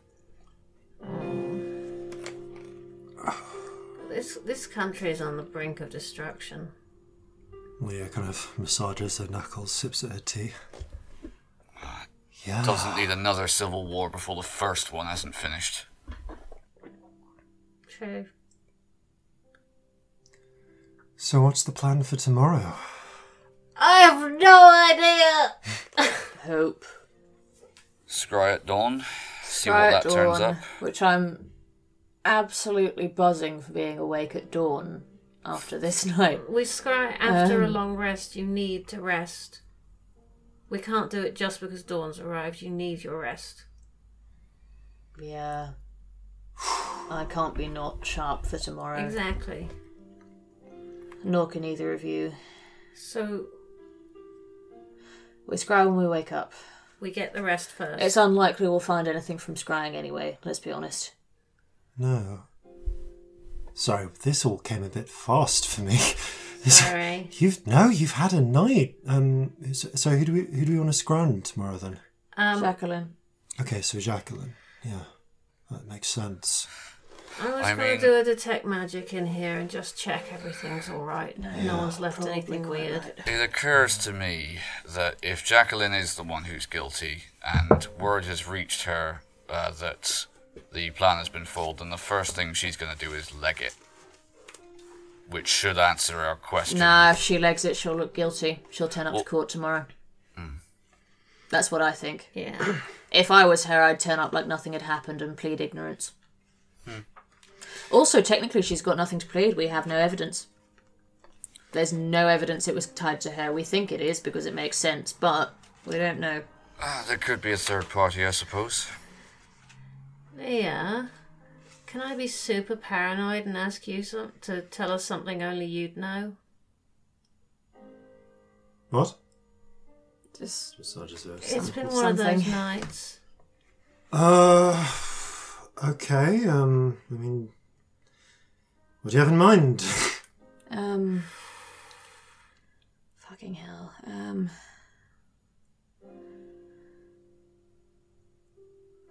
How are we planning to get out of the Underdark? On a barge. What kind? Dwarf barge. Yep, that'll do it. Sorry. No. Been that kind of makes night. sense. I guess, same for you. How did we first meet? In a pub. Everyone always meets in a pub. Those are the rules. And then there was this whole silly thing with standing at the end of a corridor. And we weren't allowed inside. But we stood outside and tried not to listen. And it rained a lot. Yeah, that Leo was... looks at you and you, Celestia, and smiles. I look sadly back at her. Yeah, there's a twinge of sadness. Yeah, that was a day. Yeah. Celestia's kind of finding it hard to make eye contact with Leah for a lot of this. Leah finishes her tea. Okay, so... Scry and Jacqueline try and find incriminating evidence that she set up an assassination. Yes, she did, let's be honest, but yeah, probably we did something. But we can't rule out the idea that someone else isn't the mastermind. Yeah. Oh, so we should take watches because the president's here. So... No, it's... That's rough. Yeah, it is rather. Last couple of days have been a lot. Jeffrey, you sleep next to the president and keep him safe. Keep your sword nearby. She has face palms. Drinks a little bit too much raises whiskey. an eyebrow. Looks at her tea and sips it.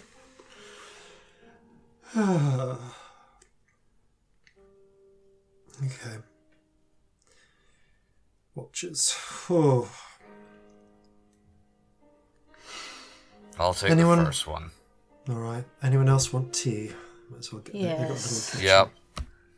That would be great, thank you. Alright. I'll take the second watch. Yeah. Thank you, I'll go third. Smiles. Gets up and makes her way out of the room. Oh, I'm going to finish my detect magic and check the room before I go to bed. Okay. You finish, you glance over the room. I drank a little bit too much whiskey. As you kind of start settling into bed. I'm going to wait till Leah comes in and check she's not got bugs on her or anything. Listening spells. You wait. And wait. And wait. Leah doesn't come back. Leah doesn't come back. We need to find Leah. What? Leah's not back. How long's it been? How long's it been? About 7 minutes. Fuck, I run. Like, I go and look for her. Okay. You run up and out. A bunch of the guards outside sort of turn. Did you see a blonde elf lady? Yes, she went. She left about 6 minutes ago. Where did she go? Out the front door. Shit. Fuck. Right. Bollocks. How the fuck do we find her? I can't scry on anything. Shit. Wait, I 6 minutes. Locate objects? Yeah, I what did can she do have? that, but I'd have to be within 1,000 feet of her. Right, That run. might be the case. Have you got... What's she got on her? Her sword. I'm gonna go and look for her. I'm sorry, I can't stand here. I just start. I run out the door. I go. Yeah. I run, yeah. There are still guards with Savant, aren't there? Yes, there Good. Yeah. are. As I go, keep an eye on the room, please. Okay, so who's running out to look for Me, I'm going. Yeah. Okay, so everyone's coming. I panic. Yeah. Like I. Yeah, you guys run. run out the front. All right, you run out into the open. There is the guards at the doorway at the entryway look over. The blonde elf. Where did she go? Oh, what? Oh, Miss Leodon? Yes. They point down the street. Was anyone with her? No, she is on her own. Can you send? Yeah. Leah, where are you? You've disappeared. Where have you gone? Anything you can see, let me know. Anything, please. You're assuming she didn't go of her own free will. A moment later, the spirit returns. Nothing. You get the feeling the spell has bounced. She's somewhere proved. Where do we know it's proved? Other than Savat's house. That's too far away. She couldn't have got there Mirrored yet. Palace is proved. She couldn't have got there yet. No, she couldn't have done. They must have something. Alright, where else in this the city is proved other than here, the Mirrored Palace, and Savat's house? I have no idea. I don't know this place that well. Alright, I'm going to ask that question to the guards. The guards, just roll a history check for them to think they know. We know which way she went. There's, the parts of the bastard, maybe, when they haven't kept those up. Anything near? One of the barracks. Within about 6-minute walk. No, maybe one of the gatehouses, so if they're doing plannings sometimes, but nothing else is coming to mind. Go that way. Okay. Carriages can be proved. We should look for carriage tracks. Okay. There are a lot of carriage tracks in the street, but you can certainly go looking if you want. I'd just run the way that I think she's run and try and look for her. Okay. Corzin, can you try and find her tracks or something? Okay, actually. Okay, yes. It's been raining, there's mud. Two different... so I'm going to go for two different checks here. Yeah. Scamp, you can choose to assist one of these. Corzin, survival check.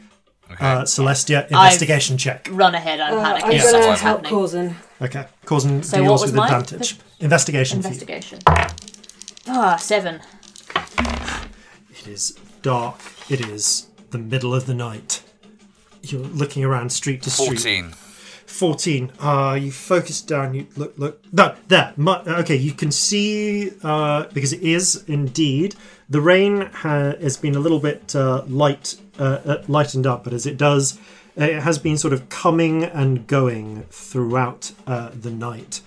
And as it picks back up again, you can see now where there have been tracks left in mud on the cobblestones. Is there anything magic around? I've still got a couple of minutes. You still got 4 minutes of magic. So I was still casting when she left. You were, yeah. So because you noticed 7 minutes in, so you kind of. It takes me 10 minutes to cast. To cast, you got it for 10 minutes afterwards. Yeah. Because that was what happened. So you look around. Nothing immediately in sight, but you keep it up while you're searching. So, okay, you think you get hold of her tracks. They start to meld in pretty heavily to some of the tracks on the side in the main road, because there's a lot of tracks from those large groups before. But you think you get hold of some tracks leading towards leading towards into some of the more dense streets, going towards the area between Weaver's Gate and South Gate. Okay. Actually, no, sorry, it wouldn't be between Weaver's Gate and South Gate. Wrong way. So you think you get some sites going up towards the region, towards Victory's Bridge. It would actually be. My apologies. So you're going north. Wrong way there. Alright, I follow that. Okay. Celestia, we've got tracks. Okay, good. Okay, you start tracking them up north. You're going at as fast a pace you can, but in order to keep following them, they seem to go up towards the bridge, at which point it becomes apparent that they break into a swift jog once they're out of sight of the courts of justice, making them easier to track, but also meaning that that they've gained speed. Faster. Yeah. What the hell is going on here? It could be my lot, it could be Quilena. It could be suggestion. It could be charm person. It could be many things. It might not have been her. Okay. But if she started running at a certain point, she also could have been being chased. It could have been anyone wearing her face. Let's keep going. You rush across. She left before I could complete the spell. Victory's She didn't want the magic to show up. Mm-hmm. Well, where was she before that then? You guys haven't actually kept track of her tonight. She's been on her own there was a good hour while you were away. Yeah. No. That wasn't me questioning you. That was an in-character question. In-character question. Elena would do this if she knew where we were. Yeah. So She answered the questions truthfully and accurately. So things only she would know. It had to have been her at least. Unless someone looked in her mind. I'm not being funny. I didn't ask her a very good question. If it's my lot, they know that we were going to escape on a dwarf barge because that's how I got out. We've got to keep moving. You make your way over Victory's barge. You think you see them going into the mass of alleyways that are in the area. I never actually labelled this quarter. We're just gonna we're gonna call this the yellow quarter. Between the Foundry quarter and the sort of area where Horn Alley is. Okay. Okay, you've got a little bit of illumination as you're making your way through the heavy rain. You think you make it down toward... Okay, so you're following tracks. You lead down and you find yourselves at a...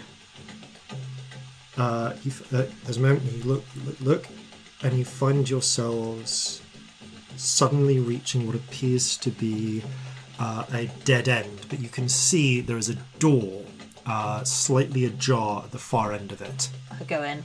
Okay, you run. Okay, the three of you run up towards it, and that's when it happens. So I'm going to resolve all of this first. So the first thing that happens is, just as you're running towards the door, Celestia, you see the door opens and Leah steps out, and as she massages her knuckles, and as she looks up, you can see there are 5 rings on her right hand of slightly differently coloured silvery metals. And she says, "Now, this is a surprise round, so I'm going to tell you everything that happens first." To begin with... Do I recognise the rings? You don't recognise the rings, but you can tell these are mage rings. They're magic rings of some kind. This is the tool. Thing. Yeah, these are tools of a wizard. You've seen enough variations on this. As she gestures and snaps her fingers, Celestia, you feel your limbs start to lock. Can I have a wisdom save from you, please? Oh, God. This is unsurprising after what I did. Oh, God, it's a 4. Kill me. Do I see this happening? Yeah, no, this is all happening in the surprise round. Yeah. So you see this happening. At the same moment as this happens, we're going to go through this one by one. First person to act is Corzin. As you, so I'm going to say the three of you kind of in the middle of the alleyway. Celestia is about 10 feet ahead of you because she's ran straight up. Oh yeah, I Celestia panicked and ran ahead. Freezes, paralysed.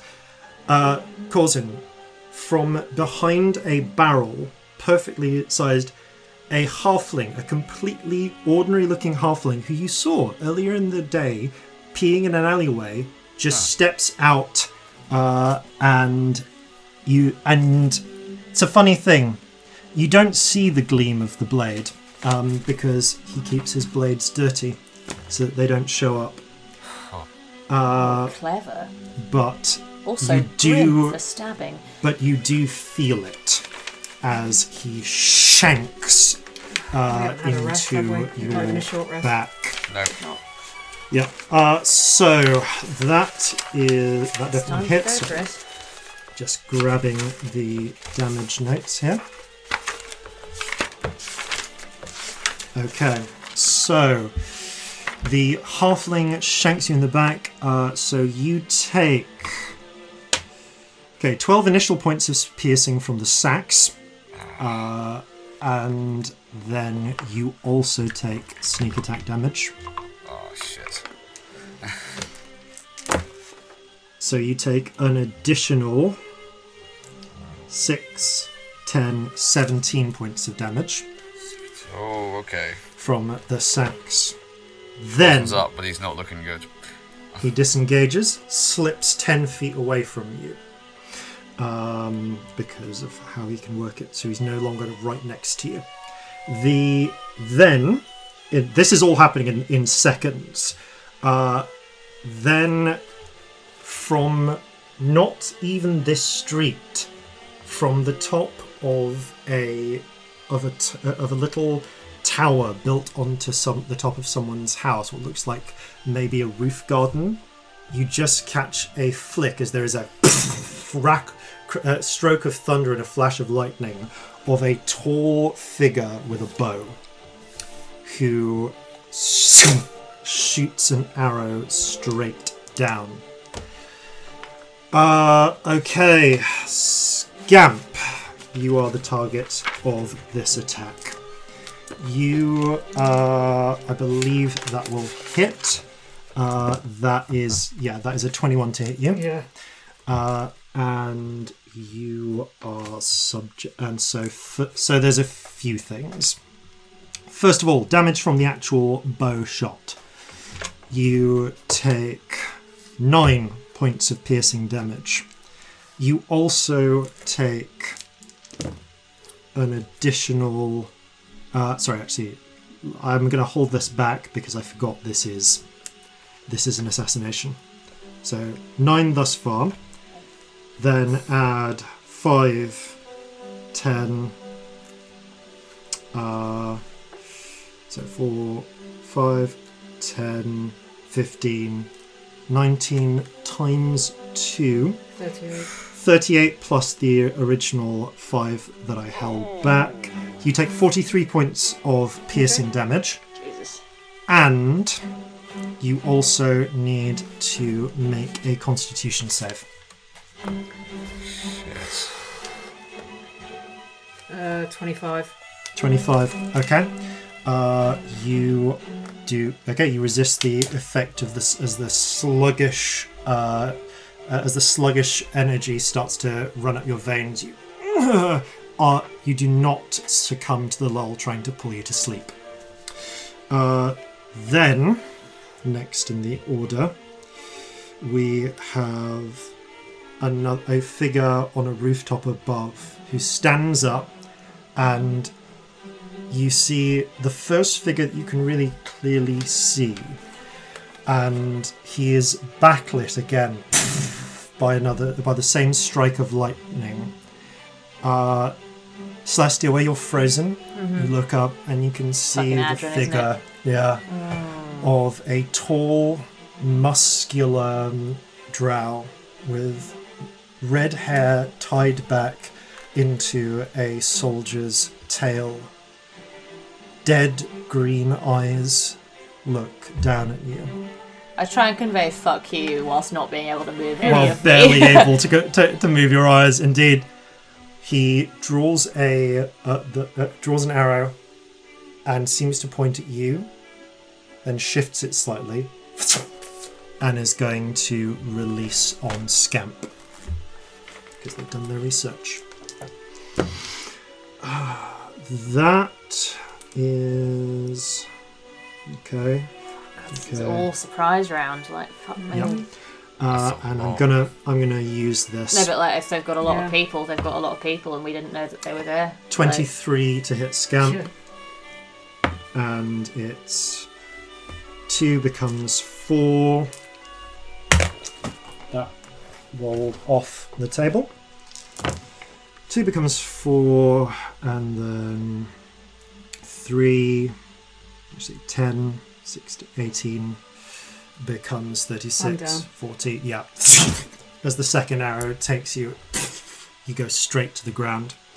They then draw a second arrow, and this time are going to shoot the second one against Corzin.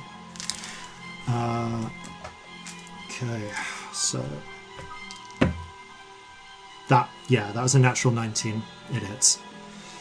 Jesus, it's rolling well as well.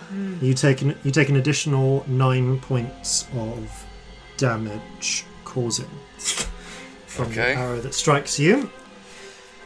And at that point, the last figure moves as emerging from a crouched position behind what, just in a little hollow that you hadn't even seen in a doorway, rises up what looks to be a member of the Ebon Guard, just in black dwarf-made breastplate, but big, bulky, someone chosen for their strength.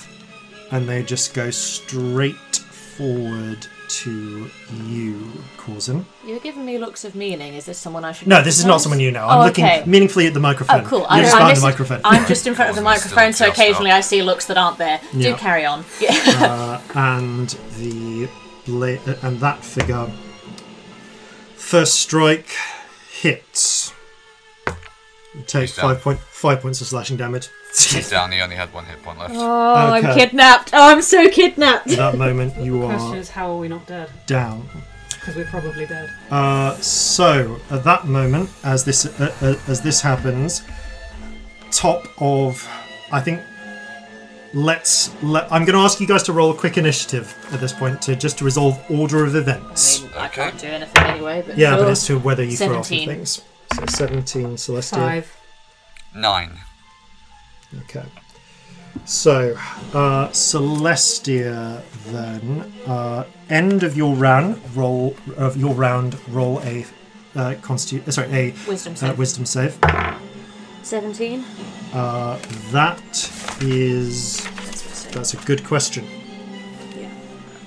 The DC is 17. Shit. 17 doesn't do it. Not against that one. Cool. Just about. Okay, so you still feel yourself held. Before the others can act, the door. So at that point, you see, Adrin jumps down to the ground, descending with an abseil cord, which is prepared. Disconnects it, steps up to you, and draws out a syringe. Time to come home, sister. And is going to inject it into your neck. Please make a Constitution saving throw. This is like the point of the campaign where I regret my shit con the most I ever have. Oh, it's a whole 8, guys. So Drow can't be put magically or really chemically to sleep, but they can be chemically paralyzed. Oh, that's much worse. Yeah, and you feel within the rigid paralysis being held in place by the magic, your body just sag. At which point, the rest of the... So then, you watch as the figures begin to move into place. Not the sniper, they remain up top, but Leah steps forward and inspects you. The Ebon Guard holds a blade over Corzin, readying for an execution strike, but Adrin shakes his head. Not the target. Priorities. Make her secure.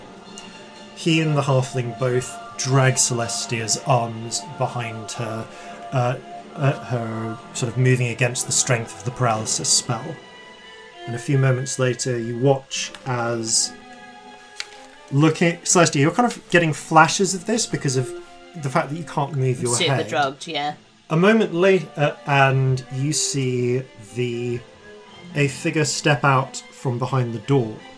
A halfling woman, pudgy, dark-skinned, long golden brown hair, although you can tell that it's been dyed by the roots. Amber eyes. A figure you saw before on top of a carriage. And on her shoulder is a crimson spider with milk-white eyes that crawls across one shoulder to the other, unseen by those without the sight. And she's carrying what you recognize 2 different pieces of equipment. The first is a set of manacles designed to clasp hands and feet behind the back. And the second is a very unpleasant device you've seen before. And with the assistance of the others, they first bind your... They move to get to do the hands and feet manacles, and Adrian goes, "No. Her voice is dangerous. Do the witch gag first." It's... You know that medieval torture device where it's basically like a dog, like, you know, a muzzle you put on a dog, but it's got two bits of metal that go down the mouth to make it impossible to speak, but you can still breathe. The Skull's Bridle, I believe. Yeah, the Skull's Bridle. Yeah, it's one of those. It's a well-known device, certainly in the Underdark and a little bit on the surface, for securing mages so they can't talk but can still breathe. And the pair, and with the aid of the heavy shouldered male drow, they affix the bridle to your mouth to deny you the power to speak. 1 round later, sorry, actually, yeah, can I have death saving throws from each of the pair of you? Yep. 17. Okay. So success. Success. 10. Okay. Also success. Success.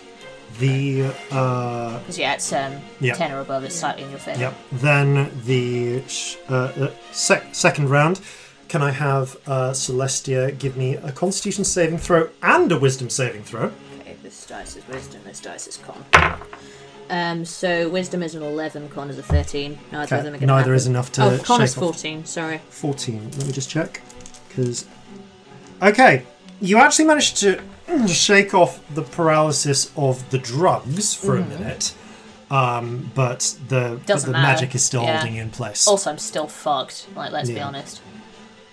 As this happens on the next round, they bind your hands behind you, keeping you in place. The heavy-shouldered drow picks you up. Says, God, I don't have the treaty on me.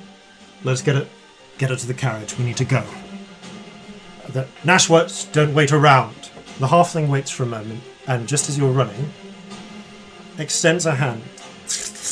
The spider, you kind of just see as you're being carried away, the spider crawls down, bites Corzin once in the neck, crawls over, bites Scamp once in the neck, and before crawling back, the halfling smirks. Your lucky day. We are not here for you. And the bleeding on both bodies slows as they cast Spare the Dying. They step by. However, with Spare the Dying in place, you can't make saving throws, which means you can't naturally wake up. So it sedates you in a lulled state as it spares your lives. And with it, and you feel yourself bundled into dragged along the street to a couple of streets away is hiding the heavy military carriage. They pull open the trunk. Adrian injects another dose of venom, which you've heard of. You think you might have heard of this before. It might be the essence of the cinnamon spore fungus. I'd imagine it's known for paralysing drow. Yeah, like, definitely. Yeah, this is one of the standard Ebengard ones. And as you feel your body relax again, he leans down and says, "If you want your old slave to live, don't resist. She'll be fine, and we won't come back for her." Can I speak? You can. I'll say those, but you can do slurred words, but they're through the thing. I don't want to do slurred words. You've as got an actor, no. like... You've got the. You've got. Oh, I've got a gag on. You've got the gag on. Oh, so, never mind. I forgot that I had the gag on. Got the gag on. I definitely can't. So you've got an opportunity to speak, but not just yet. And with that, they close and you realise felt-lined back of the carriage down. You are plunged into darkness. You hear the sounds of them piling in. The clopping of horses as the carriage drives away. The rest of the pair of you, barely conscious, drift in and out images, sounds of shouting, voices, soldiers. You can't quite make out the outfits. You're picked up, you're dragged away. And where our party is, we're going to pick up on your respective fates next time. Stowaway is going to murder us. I'm going to murder you. I'm going to murder you. Thank you all very much for playing. Thank you all very much for listening. And farewell from all of us here at Flintlocks and Fireballs. Fair seas and natural 20s. You need to be quick with your hand to save what voice speaks for this land. But haste pairs poorly with despair and leaves you open to a snare. So gather your muskets, gather your spears, we'll plunder the shores of Calcinea. No kraken, storm or spell we fear, so come and sail with us, my dear.